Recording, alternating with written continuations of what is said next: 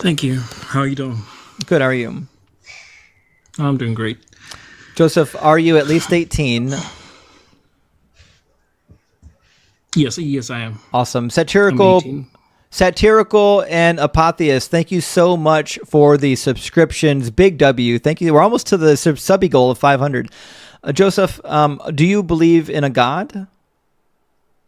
Yes, I'm a Christian. I believe in Jesus Christ. Sure. What would be your best evidence or your best argument for why the Christian God is real?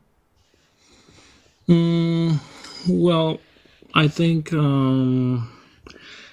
he's real because, first of all, we're in 2024 after Jesus Christ. So that shows that he did exist. And, Cyber, thank you so much for the 10 subbies. Cyber, subbies. Cyber. We are one subby away from the goal. Thank you so much, Cyber subby. I'm calling him Cyber subby now. All right, Joseph, I heard husbands, yay! I heard your answer, but your answer doesn't answer my question. So, what is the evidence that your God is real? You can't say that like he's real because you exist. Thank you, Bethers. No. Well, I also think that the Bible is there for a reason. Bethers, thank you so much. So is it, we hit the goal with Bethers on the love paint. Thank you so much, Bethers. Okay, so the Bible is the evidence that your God is real. Yes, that's part of the evidence. Great. So what about the Bible proves your God to be real? Well, the Bible is written over 1,500 years, and 800 years. I don't see any. I think it's actually 1,500 years. Joyful, thank you for the 5 subbies. We just smashed the sub goal. We're 517. Thank you so much, guys. And Cyber sent out another 10. Yeah, thank you so much, Cyber. Also, Pink and Blue, I saw that. Thank you so much. I think Pink and Blue, we're following each other on YouTube now. Hey. Joseph, I'm really sorry. I heard your answer, but it was an answer that I've heard so many times that my brain already blocked it out. What were you saying? Okay. I was saying that the Bible was written over 1,500 years. I haven't seen a book that was written What's the over oldest manuscript? 1,500 years. In fact, Joseph, I already know that you and I have had this conversation. I recognize your profile picture. And I recognize the argument that I'm about to use against you. So I'm just going to do the whole thing over again. So when was the oldest manuscript of the Bible written?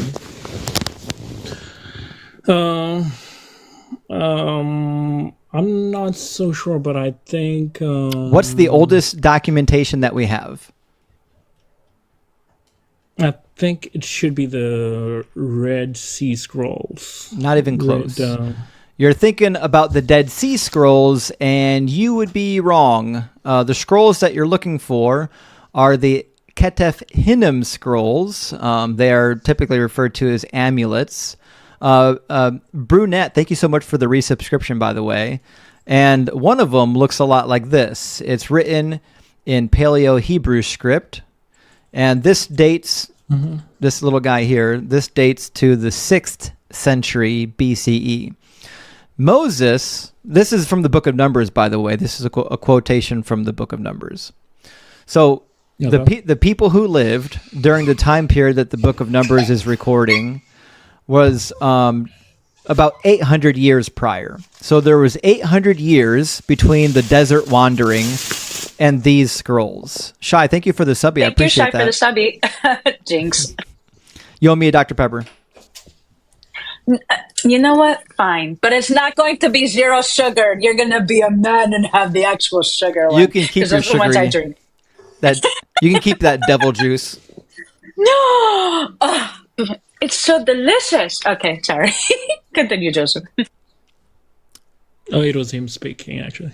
Okay, so the oldest manuscript we have dates to the 6th century, which is 800 years after the events that they're recording. So I wouldn't find those to be trustworthy witnesses. And if it's true that even, let's imagine they were written earlier. Let's say they were written during the reign of Solomon, which they weren't. But even if they were, that still only puts you 1,000 years before Jesus. So at best, we've got a collection of texts that were written over a series of about 1,000 years, and that's not special. On my bookshelf behind me, I've got all kinds of texts that contain Babylonian and Akkadian literature that were written over a time period of 1,000, in fact, 2,000 years.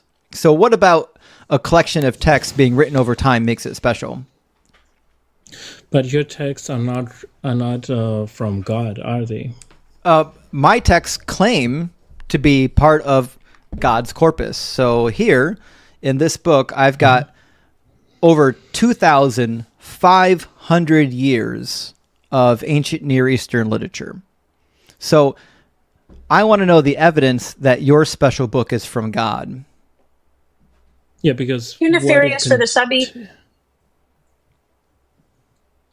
Okay, so what it contains is actually true, and we've seen it unfold through Also, history. like what? Like Jesus coming, being born. Okay, so the Bible from a predicts. virgin. So the Bible predicts Jesus. Matthew, thank you for sending out 5 subbies, guys. We crushed our sub goal of 500 bigly. We bigly crushed it. Thank you so much. Yeah. You so did not. where in the Bible is Jesus predicted? There should be Isaiah 14. If I'm not mistaken, it's Isaiah 7 verse 14. Fantastic. Yeah. Yeah, we're going to read it. Do you know what's happening in Isaiah 7? Yeah. It's talking about. I think it's talking about the city of Jerusalem is going to be attacked and destroyed at some point in the future. It's happening currently. It says, in the days of Ahaz, son of Jotham, son of Uzziah, the king of Judah, King Rezin of Aram, and King Pekah of Remaliah of Israel went up to attack Jerusalem, but could not conquer it. So King Rezin, the leader of the Arameans, has an alliance with the leader of the northern Israelites, and they attack Jerusalem, which is led by King Ahaz. And King Ahaz, of course, is terrified that his kingdom is going to fall, which is why it says in verse 2, when the house of David heard that Aram had allied itself with Ephraim, the heart of Ahaz shook, and the heart of his people shook, as the trees of the forest shake before the wind. Okay, so that's the setting. Then God sends the prophet Israel to go give him a word of encouragement by the fuller's field, which is where they wash the clothes. And then he sends him a second time. The second time, he says, again, the Lord spoke to Ahaz, saying, ask a sign of the Lord your God, and let it be as deep as Sheol or as high as heaven. But Ahaz said, I will not ask, and I will not put the Lord to the test. Then Isaiah said, hear then, O house of David, is it too little for you to weary mortals, that you weary my God also? Therefore the Lord himself will give you a sign. Look, the young woman is with child, and shall bear a son, and shall name him Emmanuel. He shall eat curds and honey by the time he knows how to refuse the evil and choose the good. For before the child knows how to refuse the evil and choose the good, the land before whose 2 kings you are in dread will be deserted. So this prophecy is from Isaiah, and who is it to? So thank you, Calypso, for the subscription and sending out the subscription. And thank you, Denise, for the $6.66 on Venmo. Yes, praise Zeus, win electricity. Yeah, thank you, Calypso. And we got Cyber in the chat. Yeah, Cyber, I'm always torn as to whether or not this is supposed to be about Hezekiah or whether or not this is about the son that is born to the prophet and the prophetess in chapter 8. My particular view is that it's more likely to be the son, but we can get into that at another time. But Hezekiah, of course, is a very fair interpretation. It could be about Hezekiah because chapter 9 is undoubtedly about Hezekiah. Chapter 9 is absolutely about Hezekiah. All right, so Joseph, who is this prophecy to? So this prophecy is to the children of Israel, Judah. Wrong. To say that who did the prophecy say it was to? The Lord spoke to Ahaz, saying, Thank you, Anna. Mm-hmm. Yeah. So it's speaking. It's speaking. It's speaking to Ahaz, and by extension, the household of Ahaz. And God is going to give Ahaz a sign, according to the prophecy, right? Mm-hmm. Okay. And that sign is that there is a young woman who's already pregnant and she's about to give birth, right? No, I don't think she's already pregnant. It says, look, the young woman is with child and shall bear a son. Mm-hmm. That's the present tense. She's already pregnant. Mm-hmm. Okay, so it's about a woman who's already pregnant. In fact, the prophet is telling King Ahaz to look, behold, whoever this young woman is somebody who the prophet knows, because the prophet and Ahaz would both know it. In fact, it could have been a member of his household. Okay, let's just say that you're right. So how is this a sign then? Easy, because look at what he says about the child. He says, before the child knows how to refuse the evil and choose the good, the land before whose 2 kings you are in dread will be deserted. So the child is a sign to King Ahaz that before this child is old enough to know right from wrong, God is going to deal with these 2 kings that are attacking you. And then he tells you how he's going to do it. He's going to bring the king of Assyria down. And then in chapter 8, that's what happens. In chapter 8, as the king of Assyria is coming down to fulfill the prophecy, the prophet himself cries out with a loud voice twice, O Emmanuel. Because the prophecy is not about a Messiah. It's about God being with his people in their time of trial. So who was it then? If that's where you're going, then Well, you should know who it is too. Well, actually, you don't have to. So my particular interpretation is that it's the child born in chapter 8. That being said, you don't have to know who this child is to know that the child is not the Messiah. The child is a sign to King Ahaz. The only thing that matters is that King Ahaz knows who he is. It doesn't matter if I know who he is. All right. Now it says, the Lord said to me, go ahead. Okay, I was saying that you mentioned that chapter 9 is about Hezekiah, but It is. that's not true, is it? Do you want to finish the current discussion, or do you want to go to chapter 9? Oh, yeah. I mean, this child that's being talked about is the same child that's being talked about in chapter 9. I disagree. That's what how do you disagree then? Because you have no evidence. Because it's still talking about a child. Because you have no evidence that would suggest that. So there are 2 children. One of them is already conceived in chapter 7, and it's about to be born. Now, we don't know when exactly chapter 7 was written, other than it had to have been written before the Assyrian invasion. So we know that much. What we don't know is when chapter 9 was written. Chapter 9 could have been written after the invasion. It could have been written before the invasion. We don't know. I'm inclined to believe that it was written before the Assyrian invasion, and that they believed it was about Hezekiah, because Hezekiah, at the time chapter 9 was written, was already born. And King Hezekiah was expected to defend the nation against any military onslaught. And King Hezekiah, actually, let's just read it. All right. Isaiah chapter 9 says, for a child has been born for us, a son given to us. Is that future tense? No. This is past tense. Okay, so this is not about the future then, is it? It is, because... it's not. We'll try this again. Is, actually. Okay, what kind of words do you have to use when talking about the future? In Bible literature, it's different from just you don't have to take it literally. It always has a deeper meaning. It's not just what you're talking about right now. If you say that, I disagree. Yeah, I disagree too, because if you go to Revelation, if every prophecy has multiple meanings, then that means it's subjective. So if you can just apply a secondary meaning to any text, then I can make the text mean anything I wanted to. So if the text doesn't mean what it actually means based on the context and the history and the narrative clues, then I'm certainly not inclined to believe that the book is from God. In fact, why would God write a prophecy in the present tense, knowing that the way language works is that a prophecy about the future needs to use future tenses? Well, if you talk to a regular Jewish person, he would really understand what this is. In fact, we've probably got 3 of them in the chat right now. There might even be a Jewish rabbi in the chat. So, Joseph, the Jewish people agree with me that this is not a prophecy about the Messiah. It says, a child has been born for us. The Hebrew word yulad in the PL verbal stem is in the past tense. It says a son given to us. The Hebrew word natan is in the past tense.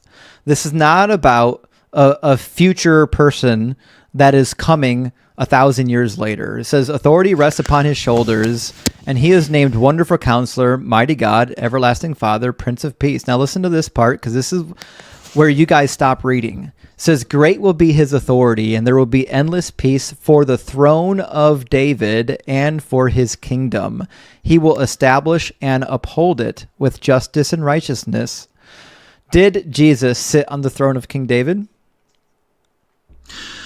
Well, Jesus didn't sit on the throne of King David at that time, but he did mention that the prophets, all of the prophets were talking about him. He did mention it himself. Well, I know what Jesus said, but that wasn't my question. Mm-hmm. My question, did he ever sit on the throne? No, because did he ever? His time hasn't come yet. Okay, so then he's not the fulfillment of this. It hasn't come yet. Has he not sat on the throne of David yet? Fantastic. Well, when he comes and sits on the throne of David, I'll be glad to say he fulfilled this prophecy. So this obviously isn't a prophecy about Jesus if he didn't fulfill it yet. So who else is the mighty God and the Prince of Peace? Oh, can you tell me who that's that quite is? easy. Yeah. So there's a couple flaws in your argument. You're assuming that the word Elohim, which is the word that's used here, always means a god, but it doesn't. It's used elsewhere in the Bible to refer to anyone that has divine authority. For example, it talks in the book of Ezekiel about Gibberim Elohim, which refers to the mighty warriors, referring to warriors of God. And also it talks about King David and Moses being Elohims. So to be an Elohim doesn't mean that you are God. It just means that you have some sort of a recognized divine status. In fact, the word Elohim in Hebrew isn't the name of God. The word Elohim is a concrete abstraction in the Semitic language that just means divinity. Just like the word virginity. The word virginity is a concrete abstraction from the word virgin. So the way you would say virginity in Hebrew would be Bethulot, which is identical to the plural of virgins. The way you would make a concrete abstraction of El would be Elohim. Actually, it would be the concrete abstraction of LA, but that's a grammatical nuance. We don't need to go there. So when we read the word Elohim, it doesn't just mean they're speaking of a specific deity. It has a wide semantic range. Okay, so is David and all the other persons that had the title Elohim, are they the everlasting Father too? No, they would be if they were a king, though. So if they were a king, they could be referred to the father of the people. And we see elsewhere in the Bible where kings are recognized as fathers of the people, just like Yahweh is the father of the Israelites, even though he didn't actually father them.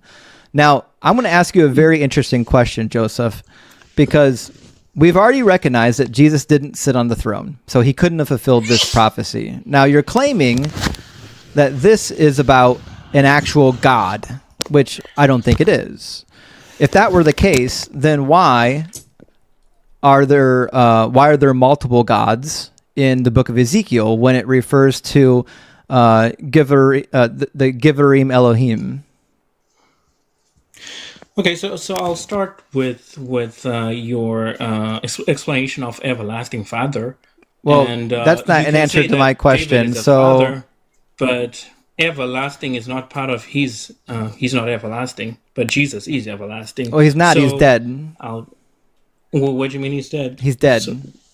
So before you did he rise up? you can say something silly like Jesus is the everlasting Father, you would have to first demonstrate that he's actually alive, and you can't do that. So let's not go to the New Testament nonsense yet. I'll gladly debunk you on the resurrection after we handle this. So the fact of the matter is, the throne of King David is forever. God said in the Old Testament many times that the throne of King David is eternal. That's why in Jeremiah 33 and elsewhere, it says that there will always be a king on the throne. Now, it just so happens that these prophecies were all wrong. They weren't right. They're not from God. If I believed that these prophecies were from God, I would be Jewish, but I'm not. So these prophecies have failed, and you're trying to say, well, they can't be about a mortal because the prophecy failed. There's nobody on the throne right now. So it must be about Jesus. But I don't have to engage in those types of somersaults because I'm an atheist, and I can just look at it and admit, oh yeah, prophecy failed. Okay. Well, if you look at it in your limited knowledge, then yes, it's failed. But if you look at it in the Limited knowledge, he says. that yes, if you look at it in the context that this throne was going to have someone on the throne as long as they kept the covenant, but they didn't keep the covenant. I'm gonna read you something. Also, thank you, Cameron, for the donation over Venmo. Cameron says that they like the guest, but not his arguments. Yeah, I agree. The guest is kind, but his arguments are not good. Also, we've already heard all of these arguments from him. He doesn't realize it, but Joseph, you've given all the same arguments you gave last time you were up here, and it's not going to go any better the second time. So I want to read you, though, something really quick. Let me ask you a question. How come Isaiah 9, if it's so clearly about Jesus, is not in the New Testament? Why should it be in the New Testament? Well, if it was such a smoking gun prophecy about Jesus, how come not a single New Testament writer knew about it? I don't think no New Testament person knew about it, or writer knew about it. Well, they didn't. They had They didn't, and I'm going to demonstrate to you why. Okay. So this is Isaiah 9:6, as the New Testament authors would have been reading it, and it says something that I don't think you're going to enjoy. It says in verse 6, because a child was born for us, a son also given to us, whose sovereignty was upon his shoulder, and he is named Messenger of Great Counsel. For I will bring peace upon the rulers, peace and health to him. His sovereignty is great, and his peace has no boundary upon the throne of David and his kingdom, to make it prosper and to uphold it with righteousness. Now, the New Testament authors, this is why I know that they weren't inspired by God, because they couldn't read Hebrew. Every time they quoted from the Old Testament, they quoted from the Greek. And I know that to be the case because I had to learn Greek and Hebrew. So the fact of the matter is, this is the edition of Isaiah 9:6 that the New Testament authors were actually reading, which is obviously why they didn't quote from it, because it doesn't say anything close to what the other one says, and certainly wouldn't point towards any sort of messianic man god. So why didn't they know? If this is not the appropriate text, why didn't the New Testament authors know about it? Do you mean that they actually coded this verse? No, verses aren't coded. Okay, do you mean that they actually read this verse? Did you say quoted? Mm-hmm. No, the New Testament never anywhere quotes Isaiah 9:6, and the reason is because the New Testament authors could only read Greek. They weren't actually Jewish people who could read Hebrew. If you read the Greek Old Testament, the prophecy that you think is so clearly about Jesus is so clearly not about Jesus. Now, according to the New Testament authors, the Greek Septuagint was the authoritative text, which is why they quoted from it as though it was the authoritative text. Why do we have two texts claiming to be authoritative, but they can't get something as simple as this prophecy right? What I'm not getting is, are you saying that they should mention this in their gospels, or mentioning that Jesus Christ is God. I'm not getting. I know you're not getting I'm it. not getting your argument. Okay. The prophecy that you and I read first is from the Hebrew Bible, and it doesn't need to be interpreted as a God-man. Now, when we have the translation into Greek, it reads differently. It's not about a God-man, because whoever was doing the Greek Septuagint translation knew that it wasn't about a God-man, or they just had a different manuscript that they were translating from. Either way, definitely different manuscript. That's actually my personal opinion. I think they had a different manuscript. I think there were multiple manuscripts floating around. But that being, especially Isaiah has a ton of different manuscript 1,000% recensions. Isaiah. So anyways, the long and short of it is, if the Greek Septuagint is the authoritative document that the New Testament authors are quoting from, then that means you're tied in to believing that this is the authoritative reading of Isaiah 9:6. I don't think so, because all right, show me one quotation in the Gospels where they quoted from the Hebrew. In Hebrews 1 verse 8. I said, well, first of all, the book of Hebrews doesn't quote from the Hebrew text. I said, show me one spot in the Gospels where they quote from the Hebrew text and not from the Greek text. Oh yeah, when Jesus read, I don't know which chapter in Isaiah, which says that which says that, no, baby, this is your favorite. I have been anointed. I love it. Yes, that's Luke chapter 4. And do you know what he's quoting from? I think it's in Isaiah, but I don't know what chapter it is. Listen, guys, nobody leave. This is one of my favorite subjects. I cannot wait. I am so tickled that I get to do this with this guest right now. I want to pull open a document, and I'm going to demonstrate something to you that I don't think you've ever seen before. All right. And then also in John 1. Well, we're only doing one at a time, so you can't just jump around from verse to verse. That's okay. That's okay. Until you and I have split consciousnesses that allow us to talk two different conversations at once, we can only do one thing at a time. All right. It's really funny, but yeah, that's all right. All right, so this is the quotation that we get from the Gospel of John. Can you read it? Is it visible on the screen, or do I need to make it bigger? Is this the Greek? I'll blow it up. What you call it? What's the name of that site? The Greek No,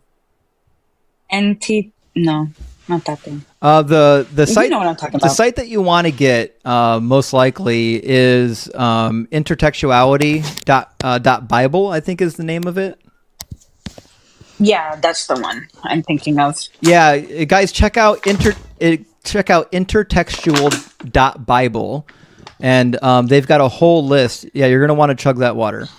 All right, so this is a quotation. Now, the New Testament says this. It says, "The Spirit of the Lord is upon me, because He has anointed me to proclaim good news to the poor. He has sent me to proclaim freedom to the prisoners and recovery of sight to the blind, and to set the oppressed free." Now, as it turns out, that doesn't appear in any Old Testament manuscript.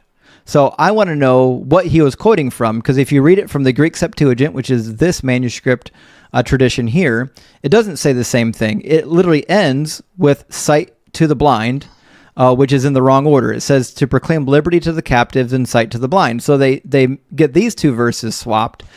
And then this section here, they just improvise. It says here to proclaim freedom to the prisoners, but in the Greek it says to heal the brokenhearted, which is not actually quoted in the New Testament, which is weird. And if you compare it to the Masoretic text, the Hebrew text here, it doesn't match that either. In the Masoretic text, it doesn't say anything about recovery of sight to the blind at all. That's just not even there. It does include the brokenhearted, but again, the brokenhearted doesn't appear in the New Testament quotation.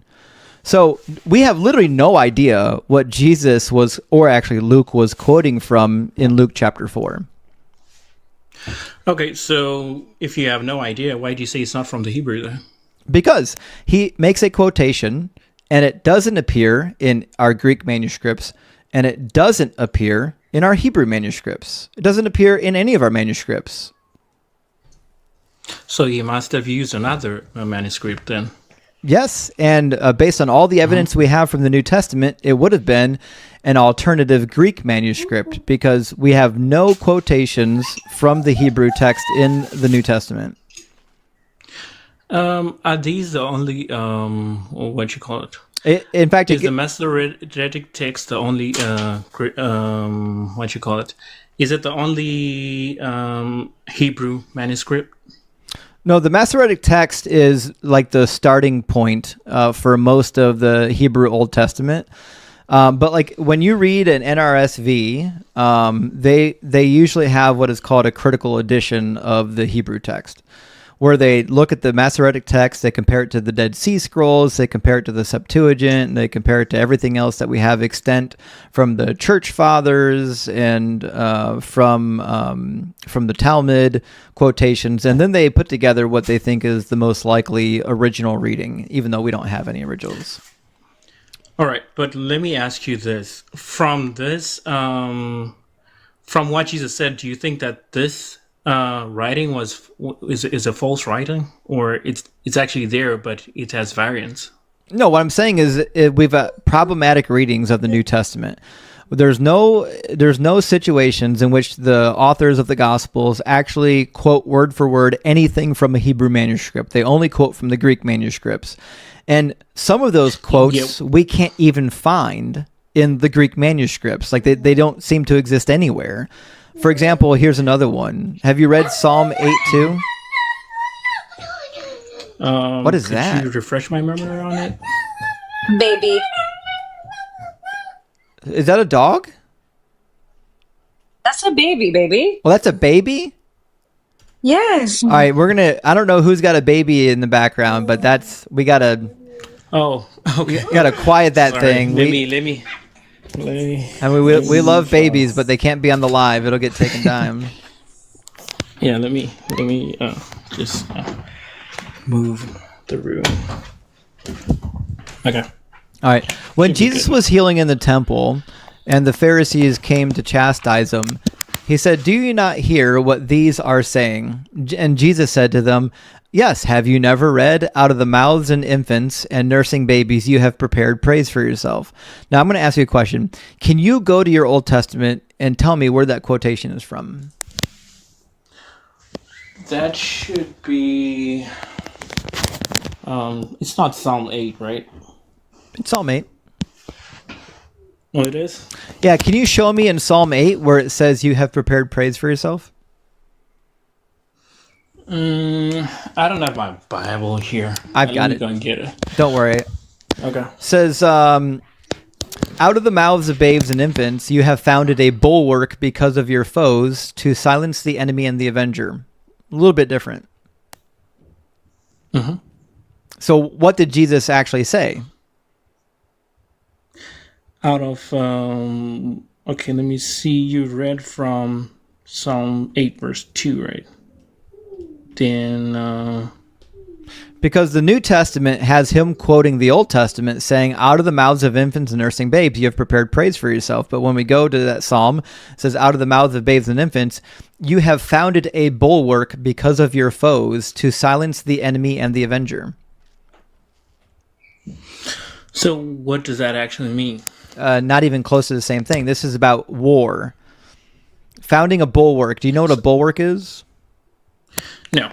A bulwark is like a reinforcement for the city wall, or a siege engine that you could put against the wall of a city. It's like a point of a physical point of opposition in war. Okay. Well, you're saying something? Well, my point is, the New Testament can't even quote the Old Testament. And when it does quote the Old Testament, it almost invariably quotes from the Greek Old Testament. According to the New Testament authors, it is the Greek Old Testament that they are saying is authoritative. All right, can you hold on a bit? I need to get my own Bible. I need to look up another verse here.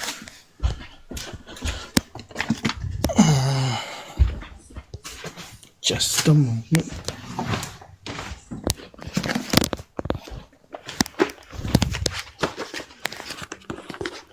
That's right, Kendall. The Gospels were written in Greek, not in Hebrew. Mike, thank you for the 5 subbies. W. Mike Thorne, thank you so much. I appreciate that. Guys, we crushed our sub goal. We smashed it. Yes, we did. Could you show me the verse again? Yeah. Where you at? It's in the book of Matthew, and you're going to look at 21. In fact, there's another prophecy in the book of Matthew, chapter 21, that I would love to read if you want to. All right. Could you scroll down to Psalms? Okay. All right. Yeah, I'll say that this is a variation in the scriptures. Yeah, and there's so many of them. In fact, almost every quotation that the New Testament makes of the Old Testament, it's not a good quotation, but it almost always comes from the Greek. Thank you, Mike, for the dog. So I say that to say the reason why Isaiah 9 never appeared in the New Testament is because they couldn't read Hebrew. They were only reading from the Greek, which means they held that the Greek Old Testament is authoritative enough. Yay, corgi butts! I love the corgi butts. Can I mention something on? Yeah, 1 second. Snoopa, you're in my live, like crying and making false claims about me every time I go live. I would love for you to get the Holy Spirit and get in my guest box, and then you can demonstrate that the Holy Spirit is revealing truth to you. Joseph, go for it. All right. So in context, when Jesus says praise, and in Psalm it says you've established strength or bulwark because of your force to steal the enemy and the avenger. Why? I'm understanding it. So you're going to do the gymnastics and say that going to war is the same thing as praising? No, that I was going to give an example of how they did that. They actually went to war by praising God. That's irrelevant.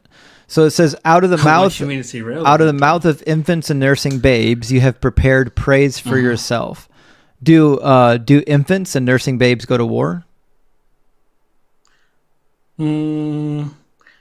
Out of the mouths of infants and nursing babes, you have prepared praise for yourself. No, they don't go to war. Okay. So Jesus is suggesting in the book of Matthew that the children are praising him in the temple because the Old Testament has some sort of sideways prophecy about it. Have you never read, out of the mouth of infants and nursing babes, you have prepared praise for yourself? This is about children praising somebody. Children. And that Jesus is getting this from something. You know what he's not getting it from? From what? He's not getting it from the Hebrew Old Testament. Do you know where he's getting it from? Where is he getting it from? He's getting it from the Greek Septuagint. Because if you read the Greek Septuagint, it says something different than this. It doesn't say this in the Greek Septuagint. Because the Greek Septuagint and the Hebrew Masoretic text disagree in thousands of locations. Some of them small disagreements, some of them very large disagreements. Sometimes entire chapters are just missing from the book. All right, so my question is, if this was wrong, then why didn't the elders just tell him, no, you're lying? It doesn't say that. Well, first of all, let's get one thing clear. It doesn't say anything about what the elders responded. Second thing is that this is a mythological story told by somebody who was a Christian many years after Jesus died. The fact that they just happened to not make up what they thought the elders said afterwards is irrelevant to me. To you. Okay. So if it's irrelevant to you, then it means that you are ignoring what it really meant. Or no, not at all. Happened. You're suggesting that when Jesus responded to the elders, that the elders agreed with him, which is logically absurd because the same elders executed him. Well, they didn't execute him for getting this verse wrong, did they? So, they execute him for committing blasphemy. So it says here that Jesus said the thing and then he left. It doesn't say that he said anything. It doesn't say that the elders agreed with anybody. It's just a poorly written narrative. So what you're suggesting is that you're going to insert something into the narrative that's not there and then claim that it justifies your belief about what this passage means. No, but what I'm failing to understand is that does it make the story false, or it's a variation of what actually happened? That's what I'm trying to tell you. The two different texts don't agree with each other. One says one thing, one says another thing. Now, it just so happens the one that the New Testament quotes from is the Greek Septuagint. However, almost all modern Bibles are resting upon the Hebrew Old Testament texts. Now, that is a problem because they do not agree. How do we know which manuscript tradition is the authoritative manuscript tradition? Like I'm saying, that we can have variations in the story, but being able to say that this is wrong or right is what's really important, because this is a very old document anyway. And if you're able to say that, okay, this didn't happen, but it says it happened, then we have a problem there. But if we have one story with two variations or three variations, then we can't say that this story didn't happen. We're saying that we just have variations in what was said about it, but not really that it's not true. It's false. You didn't listen to anything I said, so we'll just try this from the top. Word. This is Isaiah 9:6. This is where we started. This is the Greek text.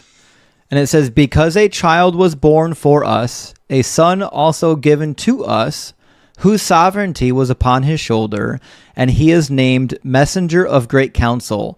For I will bring peace upon the rulers, and peace and health to him." This is altogether different from the reading that we get in the Bible in Isaiah 9:6, verse 7. It says, "Wonderful Counselor, Mighty God, Everlasting Father, Prince of Peace." And the point that I've been making, Joseph, that you haven't been grasping is that the Old Testament as we have it is a variable text, and some of those variances are incredible. And one of the most incredible variances is right here, because in the Hebrew text, it would lead you to believe that whoever this is, they have some sort of a divine kingly status. But if you read it in the Greek text, the text that your Messiah quoted, it's something completely different. It's just about a king. No divinity, no God, no nothing. It's just a regular old king. Well, if that was the only text, then I would go with what you're saying, right? But if it's not, and the other verses, other passages that actually says that actually emphasize on the divinity of Jesus, then I'll go back to the divinity of Jesus. Ethan, thank you for the $6.66 over Venmo. W666 Ethan, and Hail Satan. All right, so what you're saying is that the New Testament validates the Old Testament reading. I would love for you to do that. Demonstrate to me that I should care what the New Testament has to say about anything in the Old Testament. Well, Jesus came as it is said in Isaiah 53, right? Wrong again. And he did. Nope. What do you mean by wrong? Show me in Isaiah 53. All right, so we're gonna go over Isaiah 53. It was kind of due time. We cover it every single time we go live because it's the only prophecy typically that you guys have actually read. I know you haven't read the other ones. I've read the whole Bible. No, you haven't. Which is why the only prophecies you could find were the two most common prophecies anyone has ever brought up. Can you name me 5 prophecies? In fact, there was one in Matthew 21 that I wanted to go to next, and we've somehow forgot about it.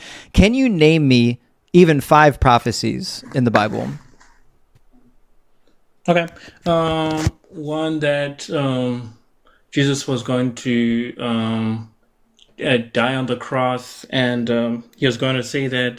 That's not a prophecy. Show it to me. Okay, that he was going to die. It says that it pleased him to crush him, right? That's Isaiah 53, and that's not about the Messiah. It is about the nation of Israel, but we're going to give you at least one. You know one prophecy. What's the other one? Okay, in Psalm 22. Psalm 22. Says, when Jesus actually... Psalm 22 is not a prophecy, but the New Testament does call it a prophecy. There's 2. What's next? The one I quoted in Isaiah 7. Fair enough, Isaiah 7.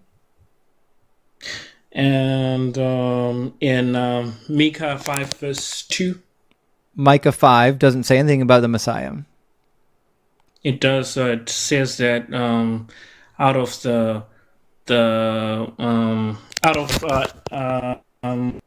Bethlehem, is it? Oh, Micah 5:2. Let me open it. Yeah, it doesn't say anything about a Messiah. Mm-hmm. It talks about a king, but I'm glad you know that particular prophecy. Micah 5:2 talks about a king, not a Messiah, but we're going to give it to you. So there's 4. You're doing better than I thought you would. What's the 5th one? Thank you. Zephaniah, I think it's 10, if it's not 12. Zechariah 9:9? 10 and 12, so... is it Zechariah or is Zephaniah? Zechariah. Yeah. Zechariah doesn't... I think it's 10 when it's... Zechariah 10 doesn't... When he talks about... Okay, when he talks about the ones that when they pierce my side. Oh, yes, they will look upon the one whom they would pierce. That's Zechariah 12. Yeah, that's 12. And then in 10, he talks about the 23 pieces of silver. 30 pieces of silver, which isn't a prophecy. Mm-hmm. Have you actually read that whole chapter? Because what's happening in that particular chapter is a performance where the prophet is behaving as a wicked shepherd, and he's throwing away the price of a wicked shepherd. It's not even a prophecy. It's him acting something out. But fair enough. I think it's a parallel to that. You knew 5. It's not a parallel. You knew 5 prophecies that the New Testament listed, and I'm proud of you for doing it. Now, here's what I'm going to tell you. It's 10:14 now. It will take, I guarantee, based on your personality, the remainder of this live to cover all of Isaiah 53. Because I'm going to read it in context, and I'm going to explain to you why it's not about the Messiah, why it's about the nation of Israel, and you're going to say, nuh-uh, nuh-uh, nuh-uh, and we're going to spend a whole 45 minutes, and you're just going to say, nuh-uh, and we're going to agree to disagree.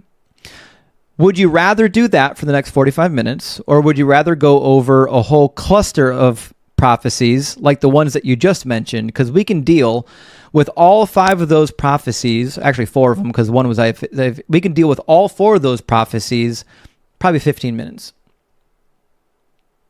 All right, let's do the 15-minute one. All right, so let's go to Micah 5 first. Mm-hmm. I'll put up on the screen. All right, thank you. But you, O Bethlehem of Ephrathah, who are of the little clans of Judah, from you shall come forth for me one who is to rule in Israel, whose origins whose origin is from old, from ancient days. So it says he's going to be a ruler in Israel. Was Jesus a ruler in Israel? He said his kingdom is not of this world. So yeah, but was he a ruler in Israel? Time to rule is not. Well, they named him the king of the Jews for a reason. Who named him the king of the Jews? We could say that. Who did? did. No, they didn't. They mocked him. They put a sign above his head saying King of the Jews to mock him. They weren't calling them the King of the Jews. If they actually believed he was the king, because he claimed to be a king. That's the whole point. Like if I claimed to be the best magician on the earth, but I was actually a dog shit magician, then somebody would mock me as being a magician. That's just how these claims work. When someone claims to be a king, but they aren't actually a king, then it's well within their right to mock you for never being a king. So if Jesus is a king, I need some evidence that he ever actually sat on the throne, because this says that he's going to rule within Israel. Okay, so if we look at the other parts of this verse, like whose origins is from old, and again it's saying, but O you Bethlehem of Ephrathah, who are little ones, from you shall come forth. He is from the olden days, and yet he shall come forth. Yes. What does that mean to you? I'm so glad you asked. Do you know who Ephrathah is? Ephrathah is there are two Bethlehems, and Ephrathah is actually where Jesus was born. So Ephrathah is the ancient matriarch that gave birth to the line of David, and Bethlehem is one of the forefathers in the lineage of David. Obviously, you recognize Bethlehem as the home of King David where he was born. So they're mentioning the ancestry of the king. And these are the oldest ancestors of King David, which is why it's saying that this ruler who's going to rule in Israel, his ancestry is from ancient days. He's going to be from the line of David. Okay. But from Ephrathah, after that, who actually came from Ephrathah? Bethlehem. If you're right, then. Bethlehem. Well, Ephrathah is the name of the location, but the matriarch was Ephratah, and she gave birth to, I think, 2 different sons, and she was married twice. And one of the people in her lineage was Bethlehem. But you do know that there are 2 physical Bethlehems. Yes, but only one of them is the city referred to as the city of David.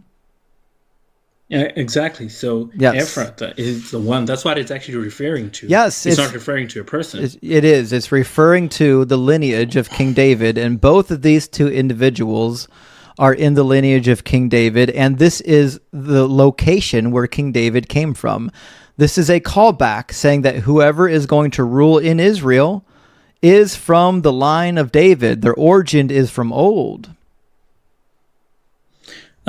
So if it's from old, the line of David wasn't an old line at this point of time. Yeah, it was. It was 1,000 years old. 1,000? He was the second king in Israel. How can you have? Not only was he the second king in Israel, but his lineage was one of the oldest lineages in the Book of Chronicles. His lineage began right after the Exodus from Egypt. Like, how can you get older? Okay, so I guess everybody's lineage is old here. Well, we're talking about a kingly lineage. It's going to rule in Israel. And look what it says. Yeah. It says about this king, he shall stand and feed his flock in the strength of the Lord and the majesty of the name of Yahweh his God. So it literally says that Yahweh is his God, so it can't be a trinity. And it says they will live secure, for now he will be great to the ends of the earth, and he shall be the one of peace. Have you read all of Micah, or have you only read this small snippet from chapter 5? No, I've read it all. Okay, and, so what is the era of peace in the book of Micah? Well, in the era of peace is when Jesus comes and rules for 1,000 years. Yeah, so whoever this king is, he's saying that this king is going to be the one of peace. About my favorites, which is it is, which is chapter 4. He tells you about the era of peace in chapter 4. Chapter 4. Can you open chapter 4 then? Yeah.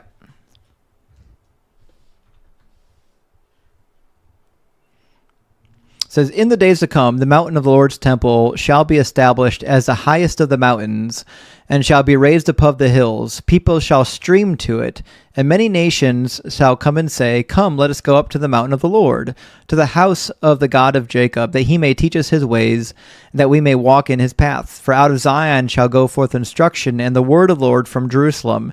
He shall judge between many people, and shall arbitrate between strong nations far away. They shall beat their swords into plowshares, and their spears into pruning hooks. Nation shall not lift up sword against nation, neither shall they learn war any more, but they will sit under their own vines and under their own fig trees, and no one shall make them afraid, for the mouth of the Lord of hosts has spoken. This is the peace that Micah is referring to in chapter 5, when he says this king is coming, he's going to rule in Israel, his origin is from old, and he's going to be the one of peace. That's what they're expecting. But this hasn't happened, right? Yes, which is why It's yet to happen. Which is why Jesus couldn't have fulfilled Micah chapter 5, because it didn't happen. Like I'm saying that he will fulfill it. I know. That's why I know you will. I know you believe he will, Joseph. But the way prophecy works is you can't say Jesus fulfilled it if you're going to turn around and tell me that he will fulfill it. Anything that he's going to fulfill in the future is by definition an unfulfilled prophecy. So if he fulfills part of the prophecy and the rest of the prophecies to come, does that make it wrong? Not only does that make it wrong, but he didn't even fulfill part of it. Unless he is actually a ruler in Israel, he didn't fulfill any of it.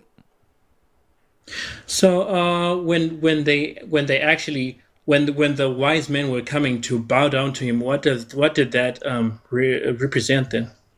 Didn't represent Why did anything. These wise men actually go. It's a fun story that somebody made up about Jesus. So well, now it's three-ish, we don't really know how many, three-ish magi, according to the book of Matthew, go and visit Jesus, and they offer him gifts, and they do so because, according to the book of Matthew, Jesus is going to be the next king, which is why King Herod has sent his people to go and unalive Jesus, because he doesn't want a threat to his throne. But as it turns out, Jesus wasn't a threat to anybody's throne because he was never a king. And Micah 5 is actually about a king. So are you saying that these wise men didn't actually know better than what you're saying right now? First of all, and they actually went with gifts? Well, first of all, they didn't exist, number one. Second of all, they weren't Jewish. They have nothing to do with the Jewish text. They were from the East. So they're invoking Eastern mysticism now. So I don't believe that these wise men existed.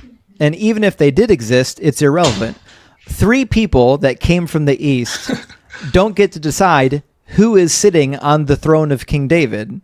Until Jesus sits on the throne of King David, it does not matter if people think he will be the king. What matters is if he actually is the king. I could say that I'm the president all day long, but until I'm in that Oval Office, I'm not the president. So you mean to say that Herod just killed all these children from just a myth?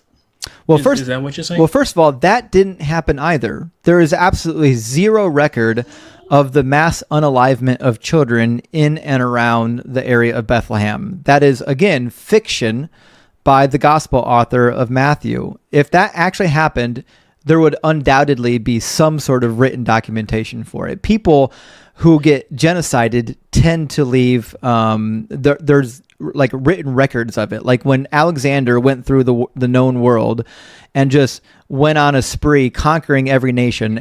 He was beating everybody's ass. Everyone has like a record of that. That's right. All the nations that he conquered wrote about it. In fact, nations that weren't even conquered by him wrote about it. Like, we're going to get the fuck out of this guy's way. He's crushing everybody. Okay, so when these types of very large scale events happen, somebody writes about it, but nobody wrote about this. I have no reason to believe that the king of Judea issued an edict to execute all the babies 2 and under.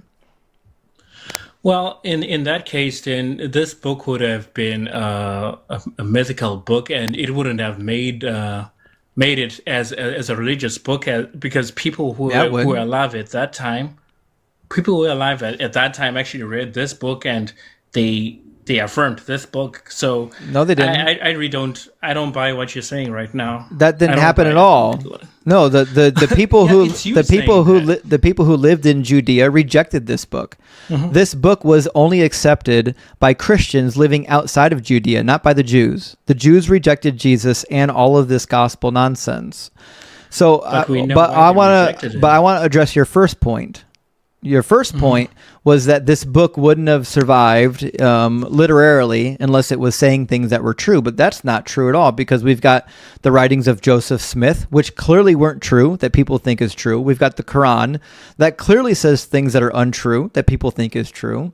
So just because a book claims to be true, and just because some people believe it, doesn't mean that the book itself is actually true. Yeah, but the Quran doesn't write history that people actually saw. Yeah, it does. And no, it doesn't. Yeah, it does. Like what? Have you read the It Hadith? actually does. It quite literally says that the Prophet Muhammad split the moon. And if you read the Hadiths, there are people in the Hadiths writing from the time of Muhammad that claim to have witnessed it. No, but the Hadiths were written 200 years after Muhammad, and The where it says that he Gospel split of the moon- Matthew was written 100 years after Jesus. No, it wasn't. It was actually. It actually written, was. What? It was written in the first century. That's Otherwise, not wouldn't have true. written it. No, it was written in the second last book- century. Why don't we And have- actually have Last book to be dating on written. that. Why don't we have a single manuscript of the Gospels from the first century? Well, why don't we have a single document from why are- Alexander the Great's life? We do. Take that story. We've got a bunch. We don't. We got a bunch of documents from We- Alexander's life. They're all written 400 years after Alexander the Great. Oh, that's We not don't have true. anything. No, they About weren't. Julius They were Caesar? written during, sir. They were written during his time, during So his where are those? conquests. You can even They're Where are those? literally everywhere. you can You even can literally I've go never to these seen them. places. Well, that's because you're using your Christian eyes. Okay, we actually have evidence. Sorry, Justin. You know I don't play about Alexander. I know. You can even read in the Greek writings of the Jews. Have you read the book of Maccabees?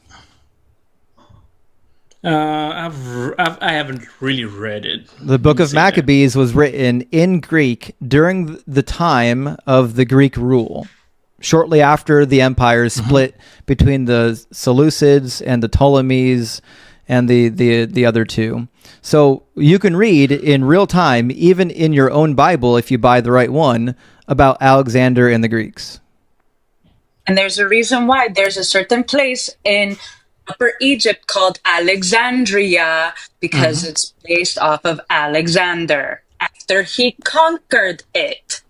Yeah. So Yeah, I didn't so say this is not Alexander was a a mythical character. so but- this is not a great but- argument, because we've got lots of evidence from Alexander's lifetime that he did the things can that you he present did. the documents? But Yeah.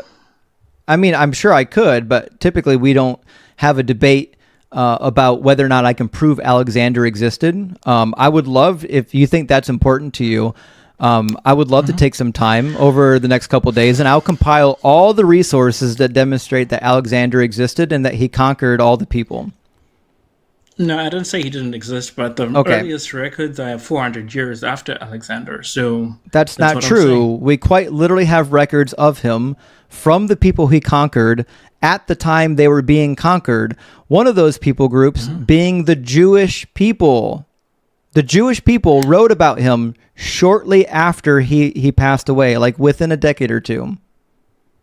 Yeah, but I'm talking about what he did from when he grew up, when he became a general, when he united all of Greece and went on his expeditions and conquered Persia and all that.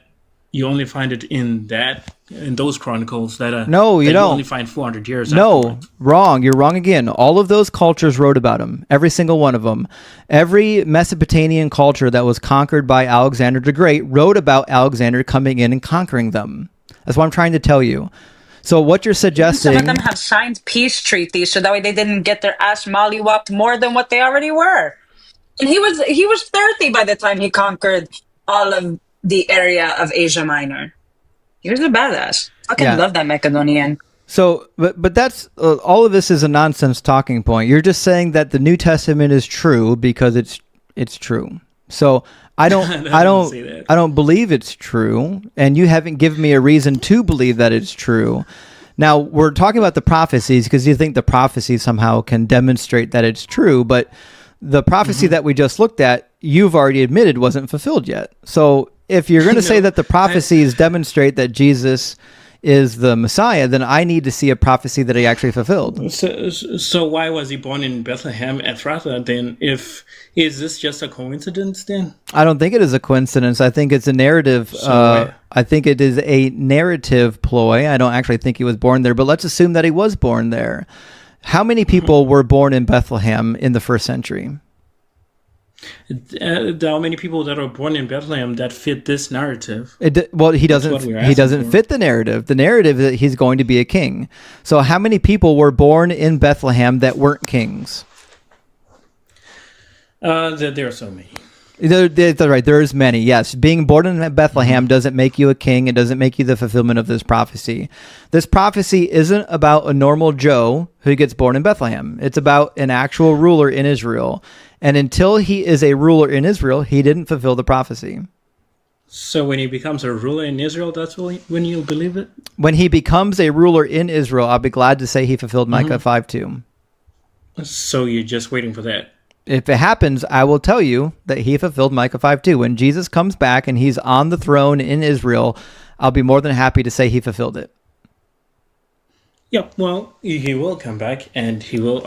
I know you believe it. I know you believe it. Can you show me one that he did fulfill, though? In Psalm 22. Psalm 22 is not even a prophecy. Do you really want to do this? How is it not a prophecy yet he did exactly what it said? He didn't, actually. So we'll start easy. We're going to read Deuteronomy 18, the test of a prophet. It's wild to me that people will accept any words on a page as a prophecy. I'm going to prove to you why you don't actually think that this is a prophecy, that you're just lying to yourself. But Deuteronomy 18 says, "Any prophet who presumes to speak in my name a word that I have not commanded the prophet to speak, or who speaks in the name of other gods, that prophet shall be unalived." You may say to yourself, how can we recognize a word that the Lord has not spoken? If a prophet speaks in the name of the Lord, but the thing does not take place or prove true, it is a word that the Lord has not spoken. So a prophecy is something that is testable, and it's obviously something that is discernible, meaning the prophet has to make a claim, and then that claim is observed to either be true or to come true. So a prophecy isn't just some words are on a page that sound similar to something else. And I'm going to prove to you that you don't actually believe that. And I know you don't believe that because I'm going to read to you something. Before we read Psalm 22, I'm going to read to you something. This is Isaiah 65:9. Isaiah 65:9 says, "I will bring forth descendants." Did I fulfill that prophecy because I have descendants? What does it say? I will bring descendants. It doesn't matter. You've already conceded that context doesn't matter. Did I fulfill the prophecy of Isaiah 65:9? Thank you, Selt, for the galaxy. W Selt, I really appreciate that galaxy. Oh, I missed it. Okay, so are you suggesting that I did not fulfill Isaiah 65:9 because there's clear context there? No, you are the one who's not taking context, really. Joseph, I asked you an easy yes or no question. Did I fulfill Isaiah 65:9? No, you haven't fulfilled. It's not talking about you. You haven't told me anything about it. And how do you know that I didn't fulfill Isaiah 65:9?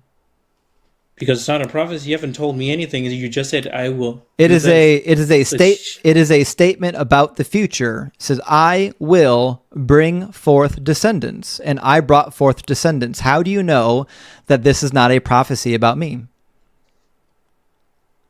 Is it talking about you? I'm asking you, how do you know that it's not a prophecy about me? Yes, because I wouldn't know if it's talking about you. I'm asking Since you just how. told me that those words. I'm asking you, how do There's you no way I know? know. How do you know that it's not about me? How would I know if it's about you? I don't know, because he just told me 2 words. I will bring descendants on the earth. That's all you Right. need to know. It's clearly about me. Guys, I told you, I'll tell you again, I am the Messiah. This is Jeremiah 4:31 has more words. It says, I heard the cry of a woman in labor, in anguish, as if one bringing forth her first child.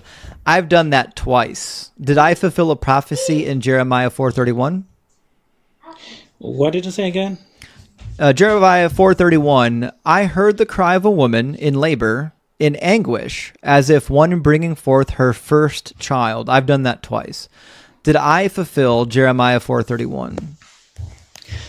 Again, why would you say it's talking about you? You'll I'm have to asking bring you, more claims why first. why is that not about me? Because you're not, you don't believe in God anyway. No, I'm asking you from a standpoint of just reading the text. How am I not the fulfillment? Thank you, Mama, for the pumpkin. Because it's not talking about you. How do you know? Because if you read prior to that, we don't see your name mentioned. We don't see deconstruction there. Oh, is Jesus' name mentioned in any of these prophecies? No, we see his nature in But those is his prophecies. name mentioned? No, his name is not mentioned. Okay, but so we you see can't his say that nature. this prophecy isn't about me just because my name's not in it. So try again. You see your nature in it? What is it? My about nature that's in it, then? my nature is in it. It says, I heard the cry of a woman in labor, in anguish, as if one bringing forth her first child. It didn't say anything about anybody's nature. It's just a blank statement. So did I fulfill a prophecy in Jeremiah 4:31? And if not, Like I'm how do saying. you know? Oh, we got Like I'm saying. we got JCM in here rebuking us in the name of Jesus again. Good to see you, JCM. Welcome in. Also, someone come get your drunk mom. Like I'm saying, if we don't see anything about you in the scripture, then why should we believe it's you? What do you have? Thank in the scripture? you. need to Exactly. So here's what you're proving to me, which I knew you would. When you look at an actual prophecy, it has to be read in context, and it has to actually be making a claim that is testable. Right?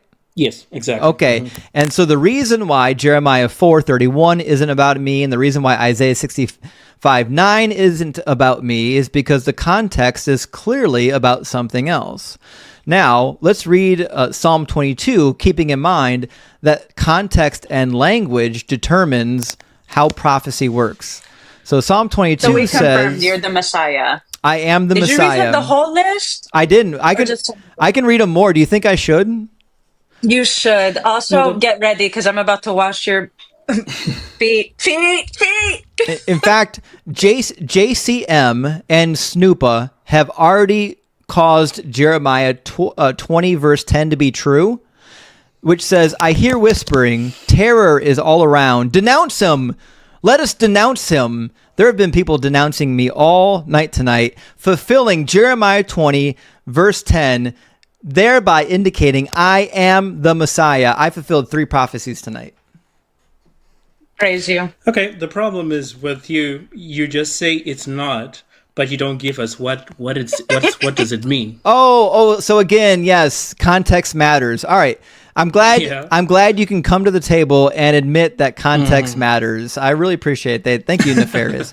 Okay, Really so now? Psalm only seen it now? So Psalm 22, the context is very clear. It's a psalm of David. Le David Mizmor, my God, why have you forsaken me? This is David speaking. Is David saying anything about the future? Like I said, the Bible Is written in David saying parables. anything about the future?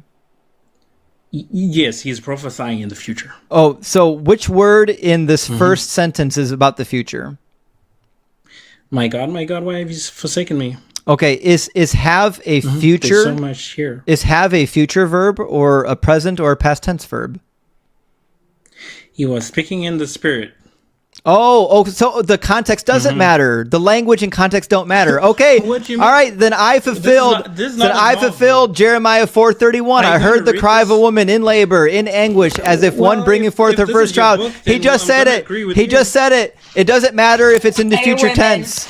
Praise women. me. Oh, well then. Praise me. Yes. Our God is an awesome God. I reign from heaven on earth over people who don't read prophecies properly. All right, so Joseph.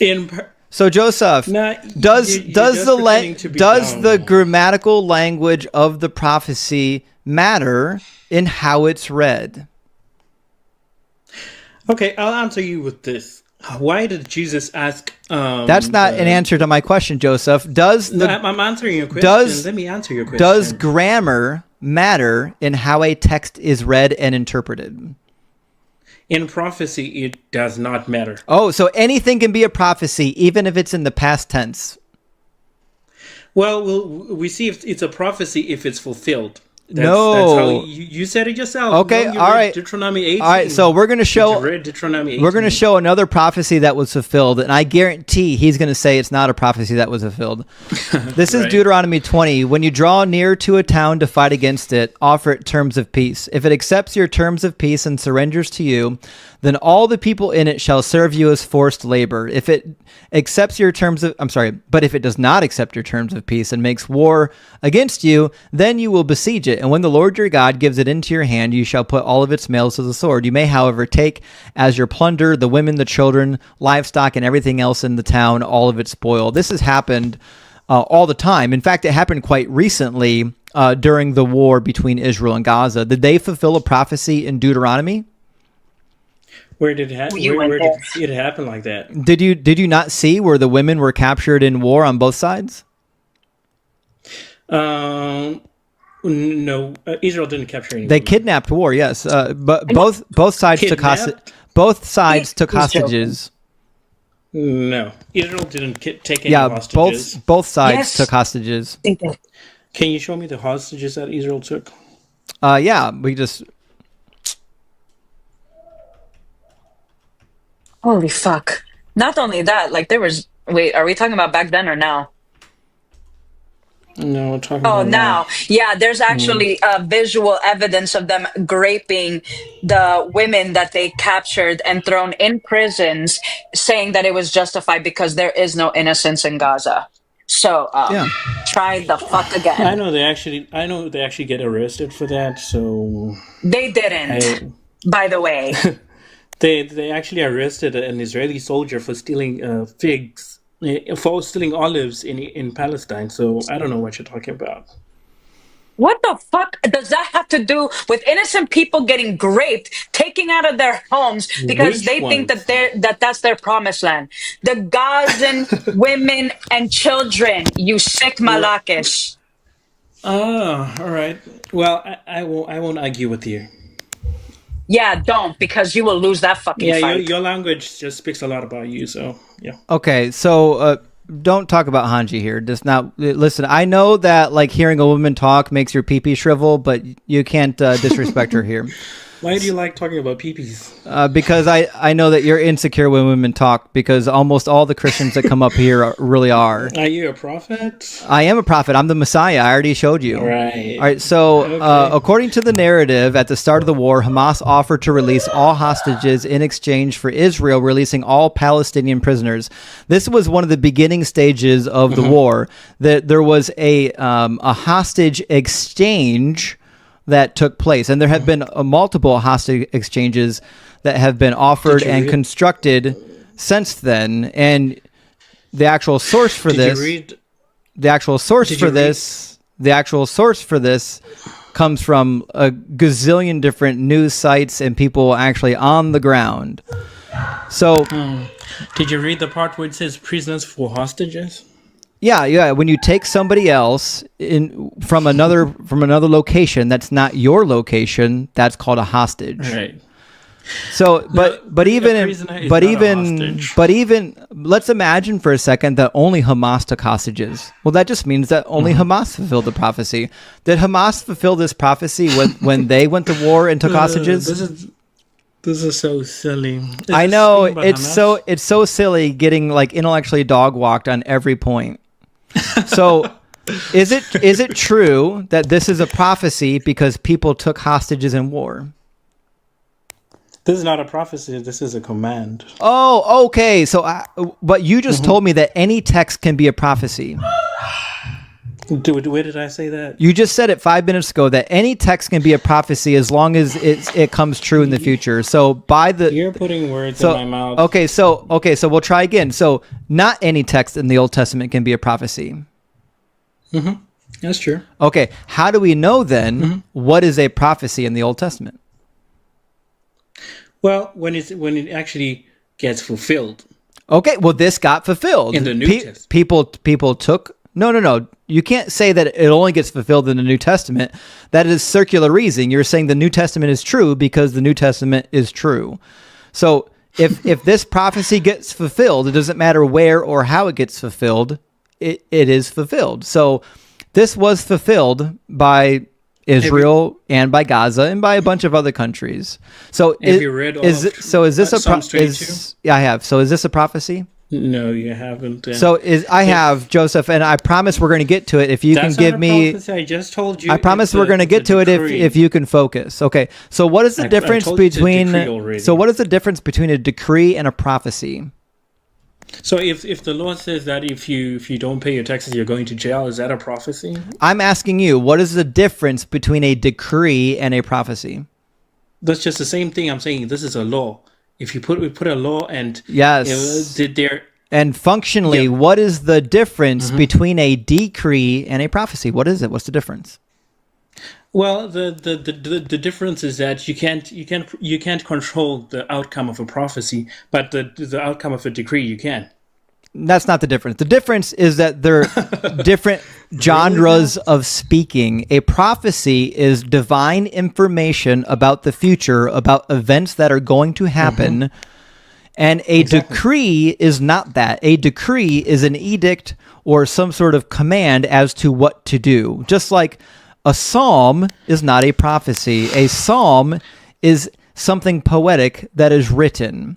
You can't just say that anything is that anything is a prophecy because it sounds similar to something that somebody wrote later, because we've just demonstrated when people do things that are similar to Deuteronomy 20, you don't want that to be a prophecy. Okay, so did David have control over the outcome of what would happen if he was writing in the Spirit? How would David have an outcome of saying, when my Lord said to my Lord, sit at my right side? Well, that's a different prophecy, and David didn't write that. So that's written about King David. That's written about King David. So hold on. I know you want to pivot so hard from this point. How do you know that Moses wasn't writing a prophecy in the Spirit here? Because you can control this outcome, like I said. Wrong again. No, Moses couldn't. Moses couldn't control this outcome.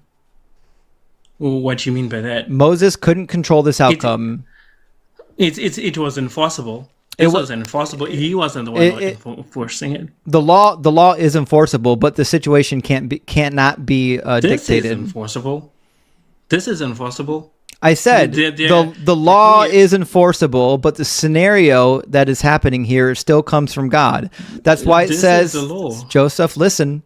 That's why it says, when the Lord your God gives it into your hands. It's still something God is doing. In fact, this is even in the future tense. When the Lord your God gives it into your hands. So again, you haven't given me a compelling reason why a psalm can just be a prophecy by the mere fact that it said something, but why this can't be a mere prophecy by the same fact that it just said something. Well, is this psalm a thing that David is just thinking of, like, oh, okay, Lord, why are you forsaking me? And then it gets added into the Bible. Are these just his words, or the Bible is actually inspired from the Spirit? So this is saying it. That's why you would have to demonstrate, Joseph. I don't know if you know this, but when you talk while I'm talking, nobody can hear you. This whole conversation is being recorded on YouTube Live. It's going to be saved for eternity. And nobody is going to hear anything you've ever said. Every word you've ever said, our entire conversation in which you're talking while I'm talking, no one's ever going to hear it. They'll never hear you. So if you want people to hear your words, don't talk while I'm talking. My mic is louder than yours. All right. Fantastic. So you can read. Okay, so Psalm 22 says, my God, why have you forsaken me? Does it say anything about the future? No, but this was Okay, written in the Spirit, who is Jesus me? actually says the same. How do you know that this is written in the Spirit? Because Jesus actually said the same words. But why do I care? See, you're starting with the presupposition that Jesus is the Messiah and that Jesus is God. And because Jesus said something about this being prophetic, which he didn't actually say it, by the way. Jesus never said that this was a prophecy. But even if he did, you're still giving a circular argument. You're saying because Jesus said it's a prophecy, it is a prophecy. But I could do the same thing myself. I could read the prophecies and I can tell you, this is something that I did. It's fulfilled. And the proof that it's fulfilled is that I told you. And I told you it's true because I'm the Messiah. Okay, you know what? I'll actually believe you if Jesus only said these words at the top, and there's nothing else in the chapter that actually talks about Jesus. So you can read the whole chapter, and then we see. We can. Okay, so first of all, who's talking here? That's David. David. It's David. Yeah. Does it say anything about the future? He's not saying anything about the future. Okay. But as I was saying, are prophecies about the future typically? Mm-hmm. Okay, and how do we know when somebody is talking about the future? Well, in Bible literature, like I'm saying, it can take the present tense. No, but I still disagree. It's referring to the future. Nope, that's cope. That's coping. That's not how language works. That's excuses that you guys make because you can't point to an actual prophecy that he fulfilled. So you have to turn to non-prophecies and say, oh my gosh, it sounds so similar to something somebody else said, so it must be a prophecy. But again, that doesn't work. I can do the same thing with... Okay, I can do that. I can give you an example. No one can hear you, Joseph. They cannot hear you when you're talking while I'm talking. I can do the same thing with all the prophecies and just say that I fulfilled them. In fact, that's what the Muslims do. The Muslims take Jewish and Christian texts that sound familiar to their faith, and then they just say it was a prophecy. You can't just say things sound familiar and therefore they are a prophecy. Prophecy is a specific genre, which is why when I do the same thing you're doing, but I apply it to me, you don't like it. Okay, like I was saying, I can give you an example of this. If you want to hear it, it's fine. If you don't want, it's also fine. You can read the rest of the example of what verse, of the chapter of when a prophecy can speak in present terms, yet it's speaking about future terms. It all speaks in parallel. There's I think 2 occasions in the entire Old Testament where it talks about the past, or talks about the future in the past, and it tells you that it's talking about something from the future about the past. Like it tells you that's what's happening. But what you don't find is a single passage in the Bible where it just randomly talks about things in the future using a bunch of past tense language. Okay, so when Jesus said, what did David mean when he spoke in the Spirit saying, so Psalm 110? My right hand side. Yes. Sit on my right hand side. So you're going to validate that Jesus is the Messiah by claiming that Jesus said something. No. Okay, so I'm saying that Joseph, that was a I need you to that was spoken in the Joseph, present tense. I need you to understand that it's not a prophecy, and you're not going to like this one either. Okay, so Psalm. This guy's just a mess of bad talking points. Psalm 110 is not a prophecy. It is, in fact, a psalm. It's written about King David, and it's even listed assurance of victory for God's priest king. Who's known as the priest king in the Old Testament? Me. It's Jesus. It's not Jesus. It's King David. It's almost like whoever edited the NRSV knew what this one was about. So it says it's a song. Just listen. It's a Psalm of David. The Lord says to my Lord, sit at my right hand until I make your enemies your footstool. What is this word right here in Hebrew? Yahweh. Yeah. And what's this word? Adonai. Adoni, which means what? Which means Lord. It means my Lord, my King, my Master. Okay, so it says, Yahweh says to my Master, sit at my right hand until I make your enemies your footstool. Where do we find that elsewhere in the Bible? Do you know where? No, I don't know that at the top of my head. It's in 1 Kings chapter 5, and I think it's in verse 3. You know that my father David could not build a house for the name of the Lord his God because of the warfare with which his enemies surrounded him until he put them under the soles of his feet.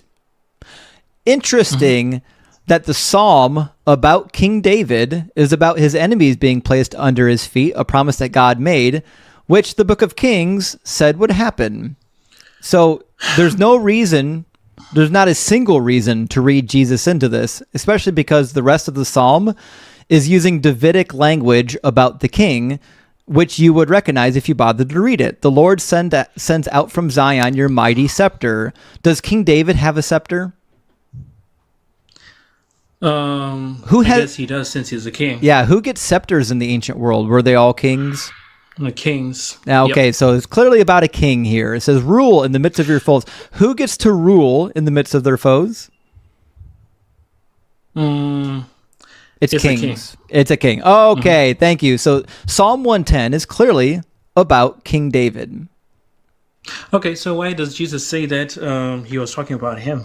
Well, I don't think Jesus said that, but if he did say it, he's an ignorant fool. And the reason, and you're gonna love this. Actually, you're gonna hate this. I'm gonna tell you exactly why the New Testament authors couldn't read Hebrew. Because if you actually go to Psalm 110 in the Greek Septuagint, Psalm 110 doesn't translate the passage appropriately, and they introduce a variant into the text.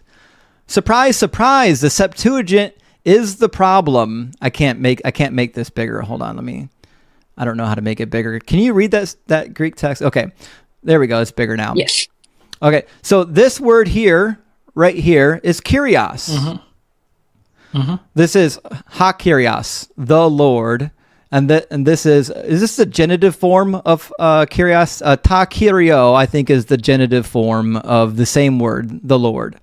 So it literally, yes. Yeah. So it's referring to the same thing in the Greek. They didn't differentiate between Yahweh and the king. Whoever translated this was a dullard. And this is how I know that the authors of the Gospels couldn't read the Hebrew Old Testament.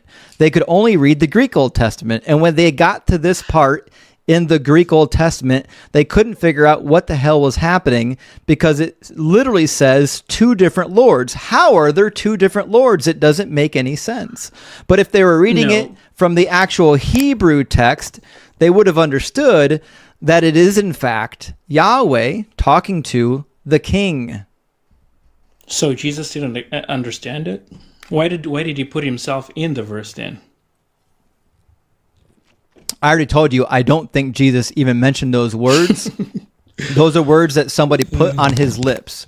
Jesus, as far as we can tell, probably could read Hebrew and Aramaic, which is why I know he didn't get this wrong. He would have got this right. He would have at least known what was in the Greek and in the Hebrew, and he wouldn't have misunderstood it. So again, Joseph, just hold on. Again, Joseph, hold on. Your logic rests on if Jesus said it, it must be true. But you can't demonstrate a single reason why I would care anything Jesus says. Yeah, because it'll get you wrong immediately. Oh, it's not wrong. So if you can't demonstrate from the actual text why it means what Jesus said, then I don't care. See, all you're saying is that Jesus said it, therefore it must be true. But obviously, if I believed that, then I would be a Christian, but I don't believe that.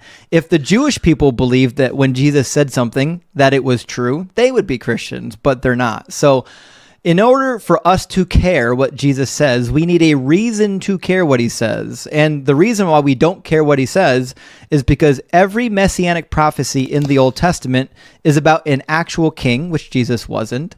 And the prophecies that are mentioned in the New Testament aren't even prophecies. And Sweater God, I don't know why you're always in my comments crying and calling me a liar and calling me names, but you don't have the balls to be a guest. Joseph has been here for 45 minutes and he hasn't cried at all or called me any names, even though I've given him all kinds of smoke. He's been perfectly kind. I don't know why your balls shrink up into your abdomen the minute you walk into my live. If you have something to say, if you want to call me a name, you can get in here and you can do it to my face. Otherwise, don't come in here every time I'm live and just call me a liar and say I'm lying to you. It doesn't make you look good. All right, so Joseph, I don't care that Jesus said that this is about him. You cannot demonstrate from the actual text that this is a messianic text, much less that it's prophetic. Well, you can't demonstrate that that's about David either, because David never built the temple. And then it didn't say. Two, it's not a prediction about David building the temple. So what is it about? That's the thing. It's about if I ask King you what David. It's about, you don't give him an answer. It's about King David conquering his enemies. It says, "Sit at my right hand until I make your enemies your footstool." And then if you bother to read the historical books, it says that Yahweh did make David's enemies under his footstool. And it says, "The Lord sends out from Zion a mighty scepter, rule in the midst of your foes." That's the promise that was made to David. Your people will offer themselves willingly on the day that you lead your forces on the holy mountains. That's something that David did. Did Jesus ever lead an army? No. Okay, And so then, clearly the like language I said, and the context of the actual text is indicating that it's about David. Again, it's the context and the grammar that will tell you what it means. You can't just say it means something because I want it to mean something. Then it says, from the womb of the morning, like dew, your youth will come to you. You're going to be invigorated. The Lord has sworn and will not change his mind. You are a priest forever according to the order of Melchizedek. If you want to explain that, we can go into that. It says, the Lord is at your right hand. He will shatter kings on the day of his wrath, which is, again, still military language. This is promises being made to King David. So, so the where day is of this? His wrath hasn't come. Oh no, the day of We wrath. know that. The day of wrath against the enemies of God is always oncoming. When he unloaded against the Amalekites, that was a day of wrath. That was a day of revenge. When he unloaded against the Midianites, that was a day of wrath and revenge. And he does so even against his own people. He calls, when he strikes down his own people, he calls it a day of wrath. And in fact, he calls it a cup of wrath in which he made them drink. Yeah, but this is a days, not saying days. And David is not a priest forever. According to the order of Melchizedek. I knew you would get hung up on that. Okay, so do you know who Melchizedek is? Yep, I know him. Fantastic. He is, do you know what the ancient Israelites believed about Melchizedek? No, I don't think I have studied that. Fantastic. So the Israelites believed, and this is very clear in the book of Hebrews, if you go to chapter 7 of the book of Hebrews, that Melchizedek is an eternal or at least semi-eternal entity, because it says in the book of Hebrews that he didn't have any lineage. He basically just appeared. And if you read the Dead Sea Scrolls, there's one called the Melchizedek Scroll. And he's basically like this semi-divine figure that manifests himself on earth at different time periods. So, for example, in the book of Genesis chapter 14, when Melchizedek shows up, that was a manifestation of Melchizedek, the spiritual divine entity. And then when King David is on the earth, that is a manifestation of the Melchizedek divinity. When Jesus comes, he is a manifestation of Melchizedek. So Melchizedek, according to the Bible and according to extra biblical literature, is like this semi-divine figure that manifests himself on the earth at particular times. So when it says that you are a priest forever, according to the order of Melchizedek, he's just saying that King David is a manifestation of this divine priest king that we call Melchizedek. Yeah, I agree with you that he's a manifestation of Jesus Christ. The same when God came to see Abraham. That's what I believe, and I don't really believe that he's a divine creature. But have you read the Dead Sea Scrolls? He's a manifestation. No. I don't consider anything that's out of the Bible as authoritative, but you have to read the Dead Sea Scrolls to know what the New Testament authors are doing in the book of Hebrews when they talk about Melchizedek. So this is the part that people don't understand, is the Bible wasn't written in a vacuum. These people had beliefs, and their beliefs were formed in culture, in texts, and in writings. So in the book of Hebrews, it says, "This Melchizedek, king of Salem, priest of the Most High God, met Abraham as he was returning from defeating the kings and blessed him. And to him Abraham apportioned 1/10 of everything. His name, in the first place, means king of righteousness. Next, he is also the king of Salem. That is king of peace." Although this does bring up a good point, because in the Psalm 110, it doesn't actually have to read Melchizedek. If you just look at the Hebrew wording, it literally just means king of righteousness or righteous king. So if you talk to like a Hebrew Jewish rabbi, their typical interpretation of this is that the reference to Melchizedek in Psalm 110 is not actually about the mythological figure that we're talking about. Thank you, Denise. Denise. Denise, thank you for the subbies. So that's a problematic translation to begin with. Whoever translated the NRSV is being interpretive, and they're suggesting that King David is alluding to this mythological figure. But you don't have to carry that interpretation. I just leave it in because I can actually tell you about this mythological figure by reading, because the New Testament mentions. So it says, without father, without mother. So did Melchizedek have a father or mother? No, he didn't. Okay, so that's why I say he's a semi-divine being. Now, where would the author of Hebrews get this idea that Melchizedek didn't have a father or a mother? He gets it in Genesis. No. Genesis doesn't say Genesis doesn't say that Melchizedek was without father or mother. So where you get this from is in the book of Enoch, and also from the Melchizedek scroll. And in the book of Enoch, it explains that Melchizedek had a divine birth, much like Jesus. A spiritual, or the Spirit of God, placed Melchizedek in the stomach of his mother. And in fact, it alarmed her husband, because her husband was a priest, and the priest was away on duties, so he wasn't having intercourse. While you're on duties, doing your rites at the temple, you're not allowed to engage in intercourse because you would become unclean.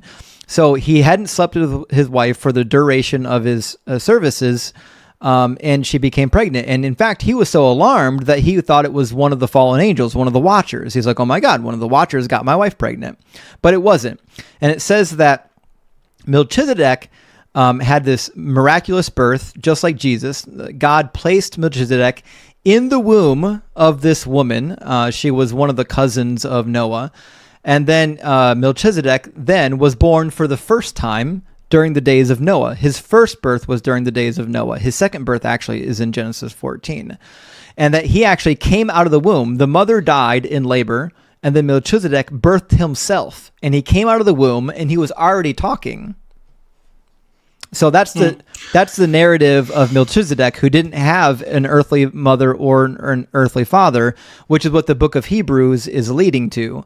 Because as it turns out, the stuff in the New Testament came from somewhere, and I know where it came from because I've read the scrolls. Okay. Well, I wouldn't know where he got it from, but since most of the stuff that he's talking about in this chapter are not really mainline, I'll also say that it's in the it book was of revealed Hebrews. by the Spirit. Is the book of Hebrews mainline? Yeah, I'm talking. No, I'm talking about the way Hebrews 1 was written. Like most of the stuff that are there are not how people understood the verses in the first place. So Hebrews 7. that's what I'm saying that. We were reading Hebrews 7 right now. Hebrews chapter 7 says that Melchizedek didn't have a mother or a father, which coincides with the narrative written about him from the book of Enoch. Are you aware that the book of Enoch is also quoted in 2 Peter and also in the book of Jude? Yeah, I know that.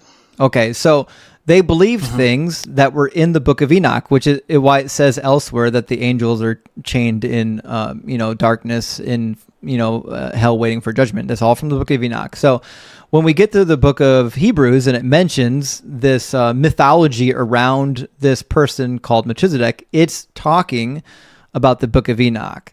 Now, as to Psalm 110, we don't know how early this tradition developed about Melchizedek. We don't know if at the time this psalm was written, they had this mythology, or if the author of this psalm is just saying that he is a priest king similar to Melchizedek, because Melchizedek was a priest and a king, and David likened himself to being a priest and a king.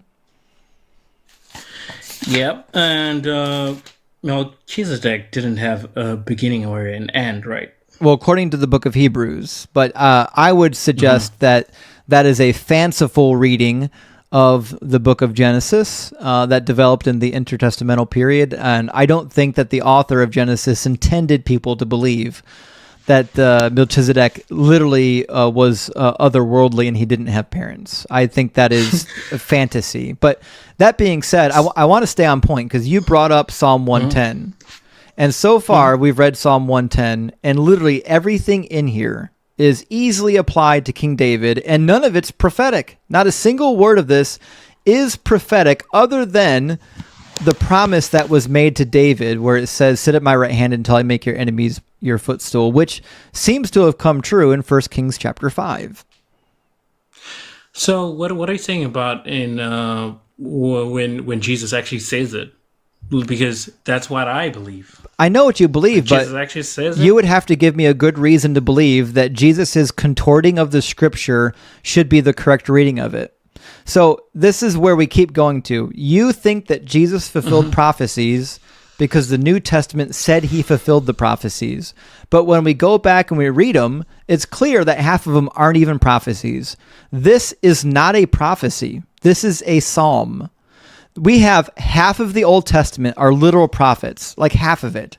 We should be able to open up any messianic prophecy and point to it and say, oh my God, Jesus did that. The prophet said it was going to happen, and then Jesus did it.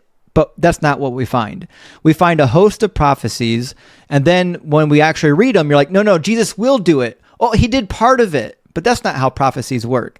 Let me give you a strong prophecy about the Messiah. This is Jeremiah chapter 33, talking about the Messianic age, the new covenant age. It says, thus saith the Lord of hosts, in this place, we want 14.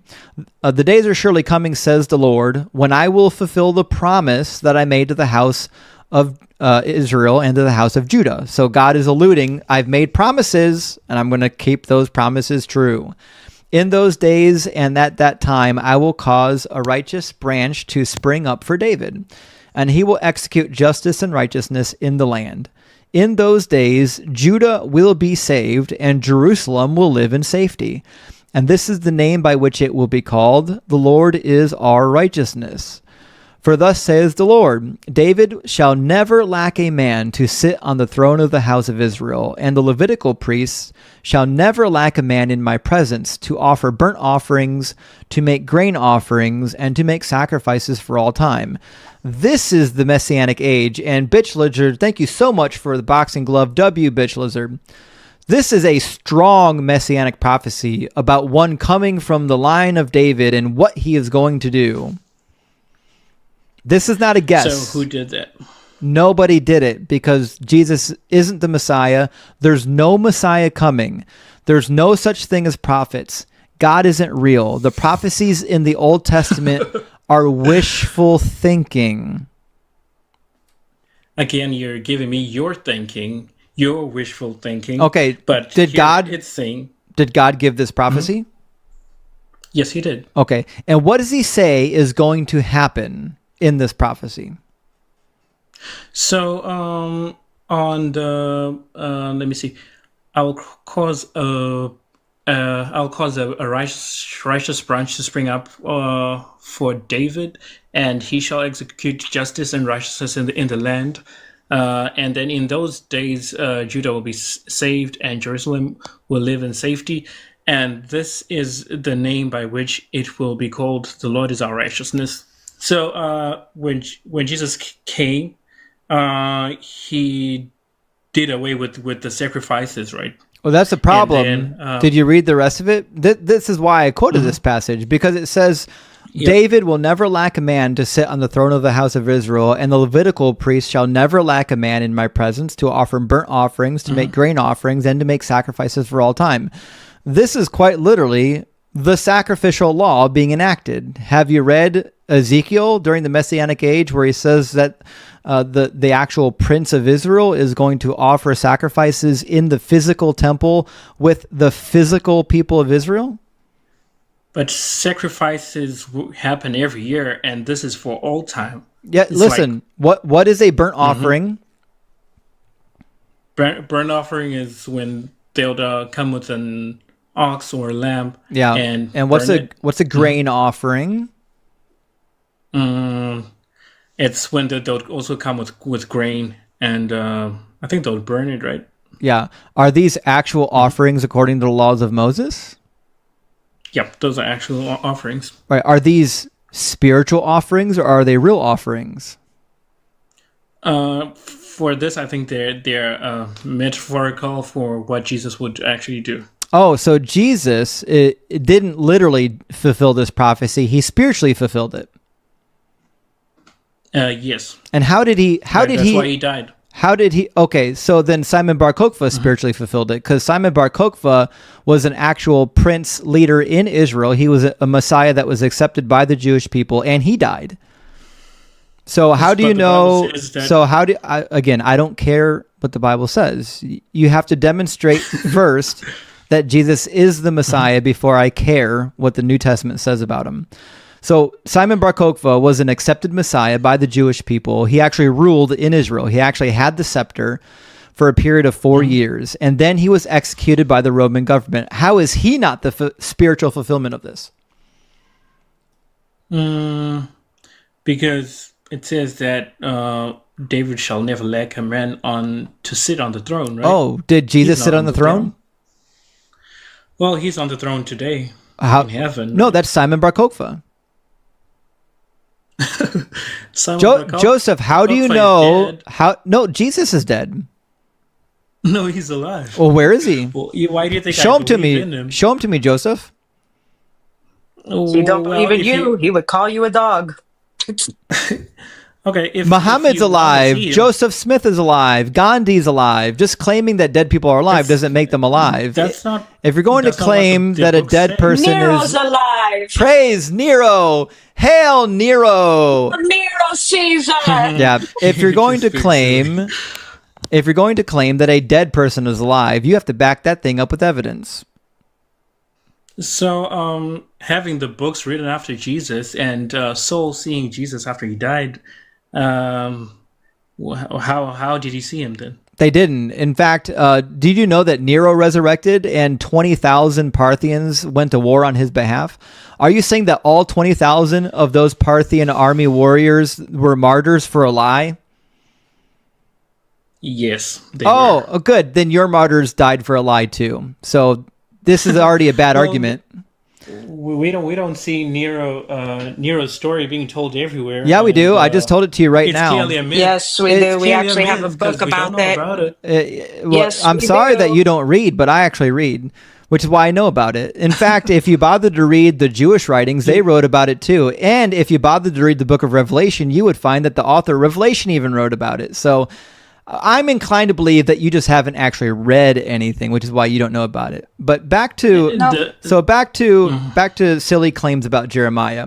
It says that Judah will be saved and Jerusalem will live in safety. Are those like actual people groups, or are those spiritual? This is spiritual for now. Okay, so it says here, the days are surely coming, says the Lord, when I will fulfill the promise that I made to the house of Israel and to Judah. Can you show me in the Old Testament where God promised to rescue Judah and Israel spiritually? Well, when it's talking about the Messiah, as he said, my kingdom is not of this world. Well, again, I don't care what Jesus said until you can demonstrate that he fulfilled a single prophecy.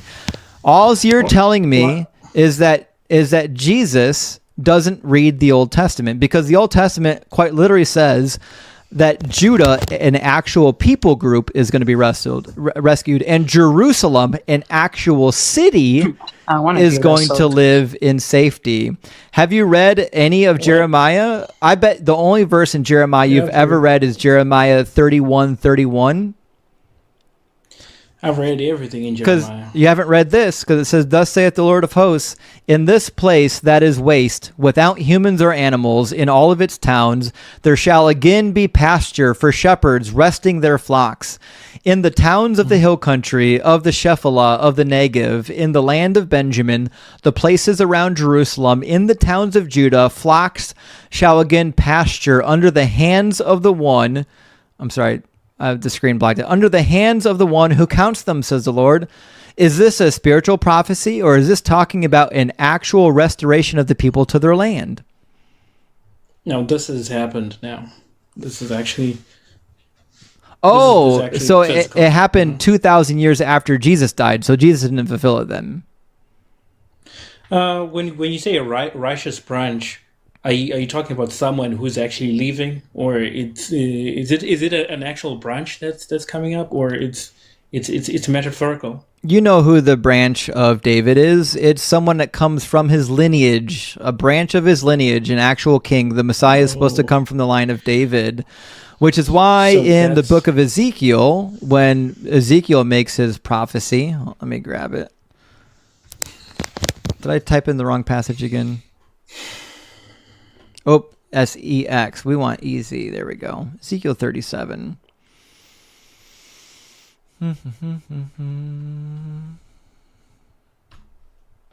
There we go. Ezekiel says, mortal, these bones are the whole house of Israel. They say, our bones are dried up, and our hope is lost. We are cut off completely. Therefore prophesy and say to them, thus saith the Lord God, I am going to open your graves and bring you up from your graves, O my people, and I will bring you back to the land of Israel, and you shall know that I am the Lord when I open your graves and bring you up from your graves, O my people.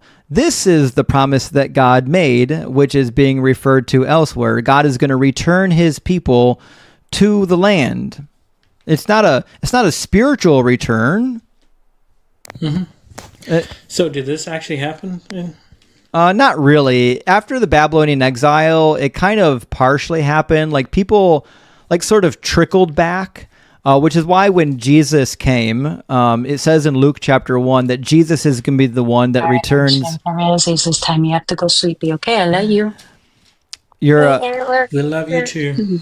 Sorry, Hanji, I had to mute you. I don't think she knew that she was mic'd. Okay, so anyways, let's go to Ezekiel. We're already in the right chapter. We're going to go to verse 24. This is the same prophecy still yet. And then he said, thus saith the Lord God, I will take the people of Israel from the nations among which they have gone, and I will gather them from every quarter and bring them to their own land. I will make them one nation in the land on the mountains of Israel, and one king shall be king over them all. Never again shall they be two nations. So this is a restoration of both kingdoms. Never again shall they be two nations. Never again shall they be divided into two kingdoms. They shall never again defile themselves with their idols and their detestable things, or with any of their transgressions. Then he goes on, he says, my servant David shall be king over them, and they shall have one shepherd. They shall follow my ordinances and be careful to observe my statutes. And they will live in the land that I gave to my servant Jacob, in which your ancestors lived. That is not a spiritual promise. That is a promise of God putting a king over his people in the actual physical land. Yeah, like I said, the Bible speaks in parallels. Like, okay. It speaks about the physical, at the same time speaking about the spiritual. So the words don't mean what words mean. I always forget, guys, words don't mean what they actually mean. You have to read a word, and then you have to ask yourself, what does this mean other than what it actually says? When it says that they will live in the land that I gave to my servant Jacob, in which your ancestors lived, why would you look at that and say, oh, he's not actually talking about the land that he gave to Jacob. He's talking about something spiritual. Do you see what kind of mental gymnastics you have to do to make your theology work?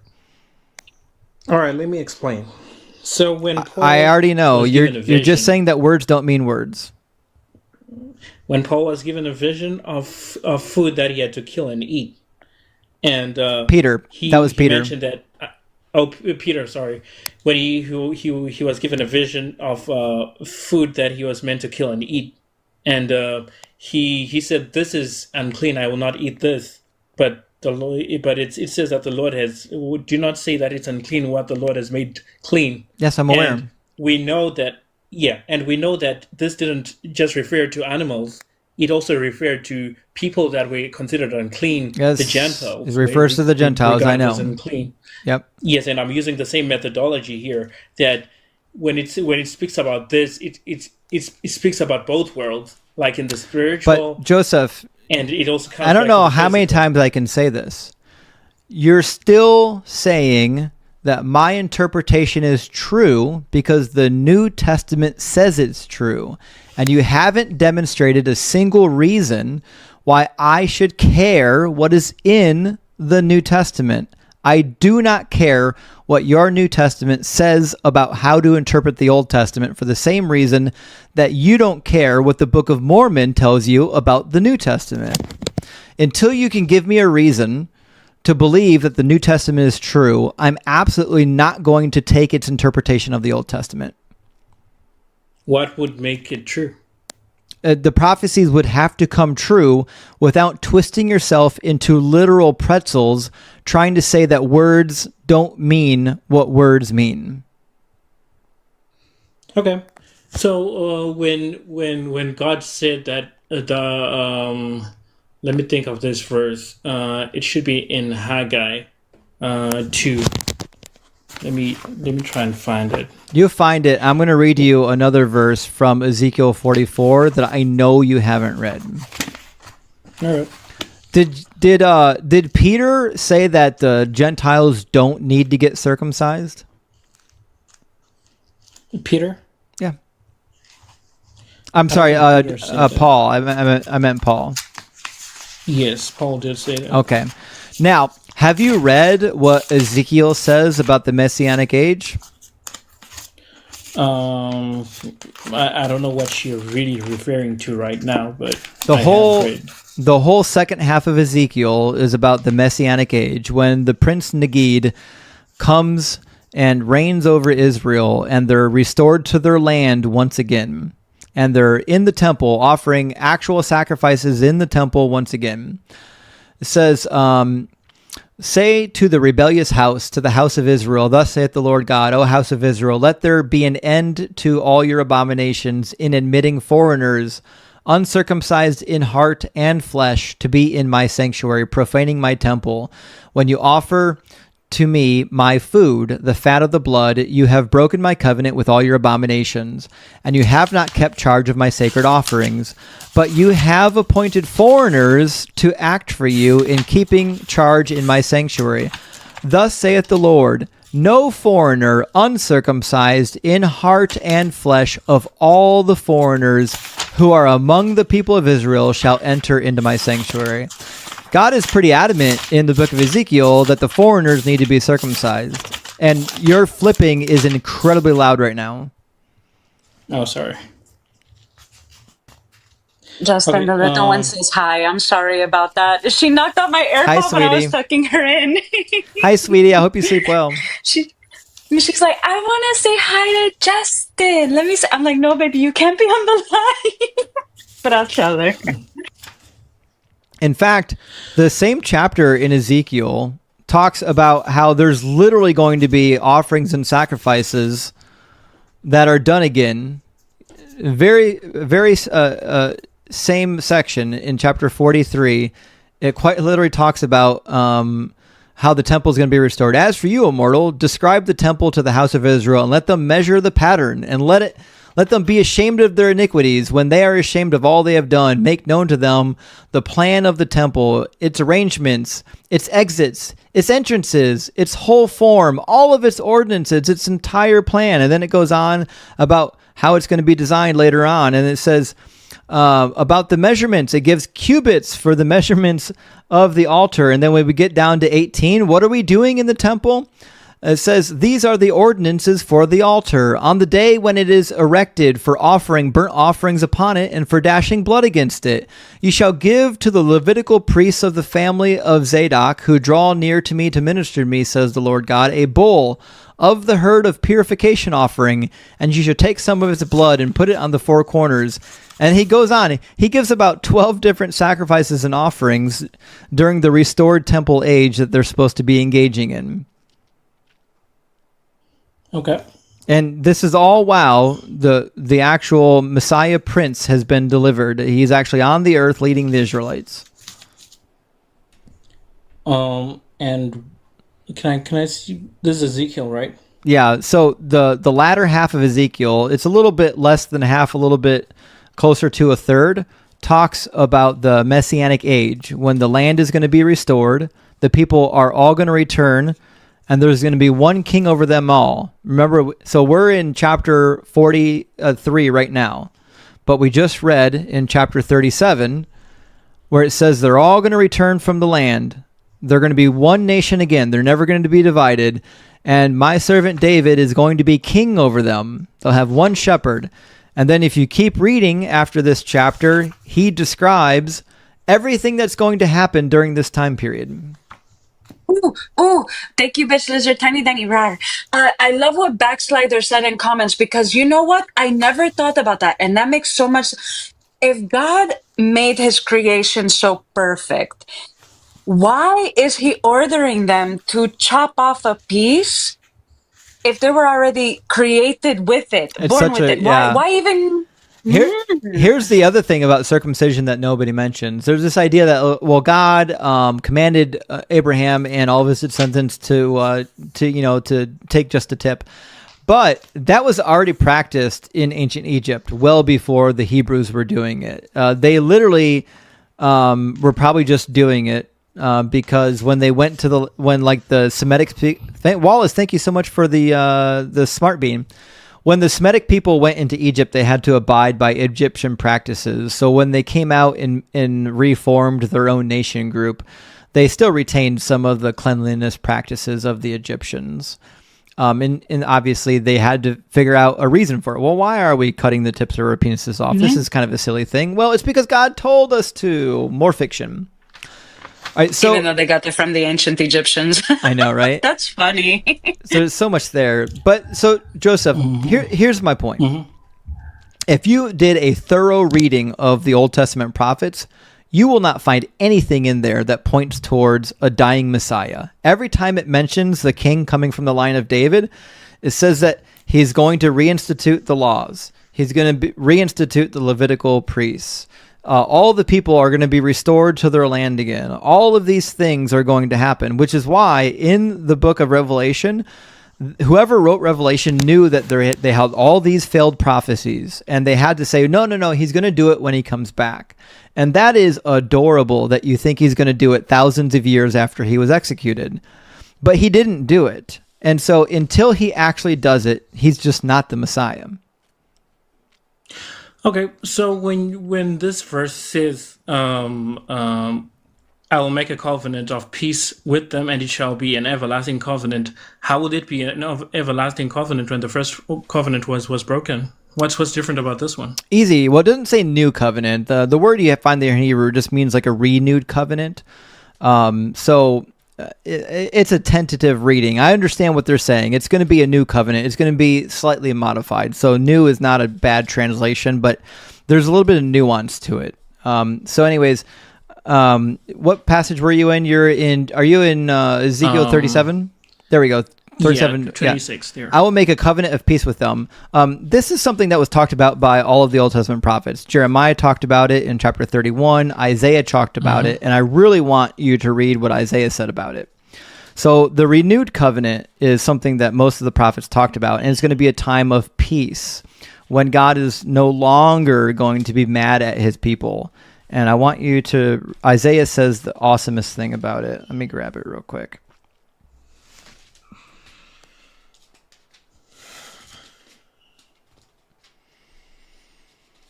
I think it's about 54, chapter 54 in Isaiah. There we go. Yep, chapter 54. Sometimes my memory works. All right, we're going to go down to verse 9. So all of the prophets prophesied that there's going to be a period of restoration after all the punishment that Israel took on. God's going to restore his people. He's going to put a king on the throne. He's never going to be mad at them again. Isaiah is the clearest example of this. It says, "This is like the days of Noah to me, just as I swore." Thank you so much for the money gun, Thomas. This is like the days of Noah to me, just as I swore that the waters of Noah would never again go over the earth. So I have sworn that I will not be angry with you. I will not rebuke you. For the mountains may depart and the hills may be removed, but my steadfast love shall not depart from you, and my covenant of peace shall not be removed, says the Lord who has compassion on you. So God says, hey, listen, I'm not going to be mad at you. I'm not going to rebuke you again, which again, as an atheist, I can just look at this and say, oh, well, that's bullshit, because not long after this, the Greeks came through and completely decimated the Jewish people. And then later on, the Romans did it. And if you follow your New Testament theology, the New Testament even says that God is rebuking Israel through their sufferings at the hands of the Romans.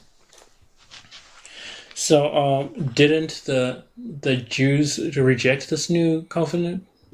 No, they rejected Jesus because Jesus didn't fulfill anything. They didn't reject the new covenant. They rejected Jesus because Jesus was a blasphemer. So, if they rejected Jesus, which means they never accepted the new covenant, so how would this Thank you, come Thomas. true? The new covenant hasn't come. That's what I'm trying to tell you. The new covenant will never come, because the God of this book does not exist. It's not going to happen. It's never going to happen, Joseph. This is you saying it, and I'm also saying that Jesus came with the new covenant and they rejected it. That's why they were destroyed again. Well, this says quite literally that won't happen. It says, just as I swore to the waters of Noah, never again would go over the earth, so I have sworn that I will not be angry with you. But he was. So you can't say that this happened, that Jesus or that God changed his mind, because Numbers says that God is not like a man that he would lie, nor like a son of man that he would change his mind. Did they accept the covenant, though? That's what I'm asking. It doesn't matter. God says... Because they broke the first one. It doesn't matter. God says that he won't be angry with them. He doesn't say that I won't be angry with you unless you don't accept me. God was not angry with Israel for rejecting Jesus. God wasn't angry with anybody because God isn't real. So okay, you've been on here, I don't know, probably 2 hours now, and you failed to show even one prophecy that Jesus fulfilled. And this is a clear demonstration. Okay, just one more. This is a clear demonstration why I don't believe that Jesus is a Messiah, and I don't care what the New Testament says about the Old Testament, because who's ever reading the New Testament clearly didn't understand it. They're just making stuff up. So when the Bible says that Israel will reject this Messiah, It doesn't say that. it doesn't. That what does it say then? Show me in the Old stone? Testament where it says that the Messiah will be rejected. I think this verse is there in the Old Testament that the stone that the builders rejected has now become. That's not a prophecy. Why do you think? So I don't know how many times we have to say this.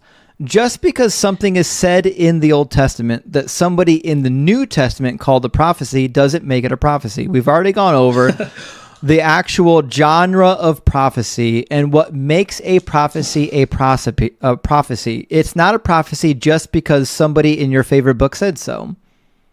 Can you tell me what it means then? Yeah, we can look it up. I'll show you. Let's see. Oh, that was in the Psalm 118, if I remember correctly. I'll get it on the screen. Mm-hmm.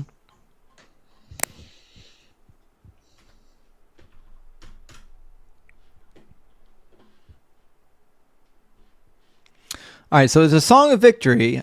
Give thanks to the Lord, for he is good. His steadfast love endures forever. Let Israel say, his steadfast love endures forever. Let the house of Aaron say, his steadfast love endures forever. Let those who fear the Lord say, his steadfast love endures forever. Out of my distress I called on the Lord, and the Lord answered me and set me in a broad place. With the Lord on my side I do not fear. What can mortals do to me? The Lord is on my side to help me. I shall look in triumph on those who hate me. It is better to take refuge in the Lord than to put confidence in mortals. It is better to take refuge in the Lord than to put confidence in princes. All nations surround me. In the name of the Lord, I cut them off. They surrounded me on every side. In the name of the Lord, I cut them off. They surrounded me like bees. They blazed like a fire of thorns. In the name of the Lord, I cut them off. I was pushed hard so that I was falling, but the Lord helped me. The Lord is my strength and my might, and he has become my salvation. There are glad songs of victory in the tents of the righteous. The righteous hand of the Lord does valiantly. The right hand of the Lord is exalted. The right hand of the Lord does valiantly. I shall not unalive, but I shall live, and recount the deeds of the Lord. The Lord has punished me severely, but he did not give me over to death. Open to me the gates of righteousness, that I might enter through them and give thanks to the Lord. This is the gate of the Lord. The righteous shall enter through it. I thank you that you have answered me and have become my salvation. The stone that the builders rejected has become the chief cornerstone. This is the Lord's doing. It is marvelous in our eyes. This is the day the Lord has made. Let us rejoice and be glad in it. Save us, we beseech you, O Lord. Lord, we beseech you. Give us success. And we can keep reading, but we read the part. So this is a song, as he already said, about even though he was punished severely, the Lord rescued him from his trials. The stone... The author is likening himself to a stone that was rejected. The stone that was rejected has now become the chief cornerstone. And how has this happened? Because the Lord has rescued him. The whole psalm is a rescue from his trials. Well, I'd say this is talking about Jesus because Jesus wasn't given over to death. Jesus wasn't given over to death. Do you know that people don't write psalms while they're dead? Yeah. Okay, so the author of the psalm was eventually died. So the author of the psalm was alive when he wrote this, wasn't he? But he's dead now, right? Did he say, "I will never die"? He said, "You never gave me over to death." Yes, you did not give me over to death, meaning he's still alive. He's not saying, "I won't die." He's still alive. He's not saying but that. Right now, he's dead. Yeah, he is dead now, yes. But doesn't say... He wants to fucking play. I know, that's all he has is words don't mean words. So it doesn't say that he's never going to die. It says, the Lord has punished me severely, but he did not give me over to death. Thank you, bitch lizard. So if I went to war in, I don't know, in the Middle East, and I say, listen, the Lord punished me severely in war, but he didn't give me over to death. All I'm saying is that I survived. I'm not saying that I'm never going to die. Thank you, Bertram. I mean, if you're being honest here, I see a parallel. I am. And I've been seeing parallels all over the verses that you've been talking about, and this one is no exception. But I know it would just make you wrong if you just accepted the parallel. And Jesus actually mentioned But this first. So how do you know that I'm not the stone that the builders rejected? Because every parallel that you're saying is a parallel, you're just saying it because the New Testament said it. But I could say the same thing. I'm the Messiah. You rejected me as the Messiah. So therefore, I'm the stone that the builders rejected. You're just validating that I'm the Messiah. When are you going to stop rejecting the new covenant, stop rejecting your Messiah, bow down and worship me, and stop rejecting the stone? okay, I haven't rejected you. Just prove that you're the Messiah. I don't need to, because you can't prove that Jesus is the Messiah. All I have to do is claim that I'm the Messiah, and then show you prophecies out of context and say that it's about me. So Joseph, Is that what the Bible says? this is a clear thing. Every time we go to an actual prophecy about the Messiah, it's clearly not about Jesus. And then we go to passages that are not prophecies, and you're like, "Oh my gosh, that sounds like something the New Testament said. It must be a prophecy." And this is why you're the dishonest one here. You're the one that can't come to grips with reality and just say, no, the prophets talked about something completely different. And that's why I'm running away from what the prophets say, and I'm running towards texts that aren't even prophecies in order to prop up my failed Messiah. Guys, don't waste your energy on Evie. She's just a pick-me. How does it feel to not be picked, Evie? Cry about it. Yeah, all right. You didn't even go to seminary. He did. Full stop. So when Jesus said the prophets talked about me, was he lying? Yeah. He's a liar. He's a liar, and you're easily fooled by lies. No, I doubt that. Okay, well, why would I don't think he did. Are you aware that Emperor Vespasian healed people? Who's that? Emperor Vespasian? I mean, you didn't even know who Emperor Vespasian is? These guys don't read. They never read. Hey, sweetie, we have plenty of books. Maybe you should pick up your boobs and go somewhere else. Getting pick-me energy vibes in here is not going to work out well for you. Try again. Yeah. Continue, gentlemen. Thanks. This is the very last thing we're going to read tonight, because I've stayed 45 minutes past my bedtime just to cook you. Yeah. You really did. Thank you. So thank you for staying 45 minutes. Emperor Vespasian. This is a testimony. It's recorded in Tacitus and Suetonius, both credible Roman historians. Says a poor man who was blind and another who was lame came both together before him when he was seated on the tribunal, imploring to heal them, and saying that they were admonished in a dream by the god Serapis to seek his aid, who assured them that he would restore sight to the one by anointing his eyes with spittle, and give strength to the leg of the other, if he vouchsafed but to touch it with his heel. At first he could scarcely believe that the thing would anyhow succeed, and therefore hesitated to venture on making the experiment. At length, however, by the advice of his friends, he made the attempt publicly in the presence of the assembled multitudes, and it was crowned a success in both cases. So do you believe that Emperor Vespasian healed a blind man and also a man who was lame? I don't believe this. Oh, okay. So I don't believe your fairy tales for the same reason you don't believe these fairy tales. I mean, I can look it up. Glad you can play along. Definitely look it up. His name is Serapis Christus. Yeah. All right. So Serapis Joseph. Christus. Yeah. Okay. Check him out. Joseph, I had a good time talking to you. The conversation, if I remember correctly, the conversation went literally bar for bar, exactly like our last conversation. So I'm not sure why you didn't learn your lesson, but I appreciate you playing along. I gave you a hard time. You took it very well. And so listen, I gave you two a hard time, and no, you were very good to me. You were way better to me than I deserve. I promise you were. Well, it's all for the glory of God, really. So I really hope that, praise Marduk. From each other. I'm learning a lot from you, by the way. All right, Joseph, I had a great time talking to you. No, it's good. I hope you have a great night. I'm going to get to bed, but thanks for being here. Hope you have a good night. Back to bed. Okay.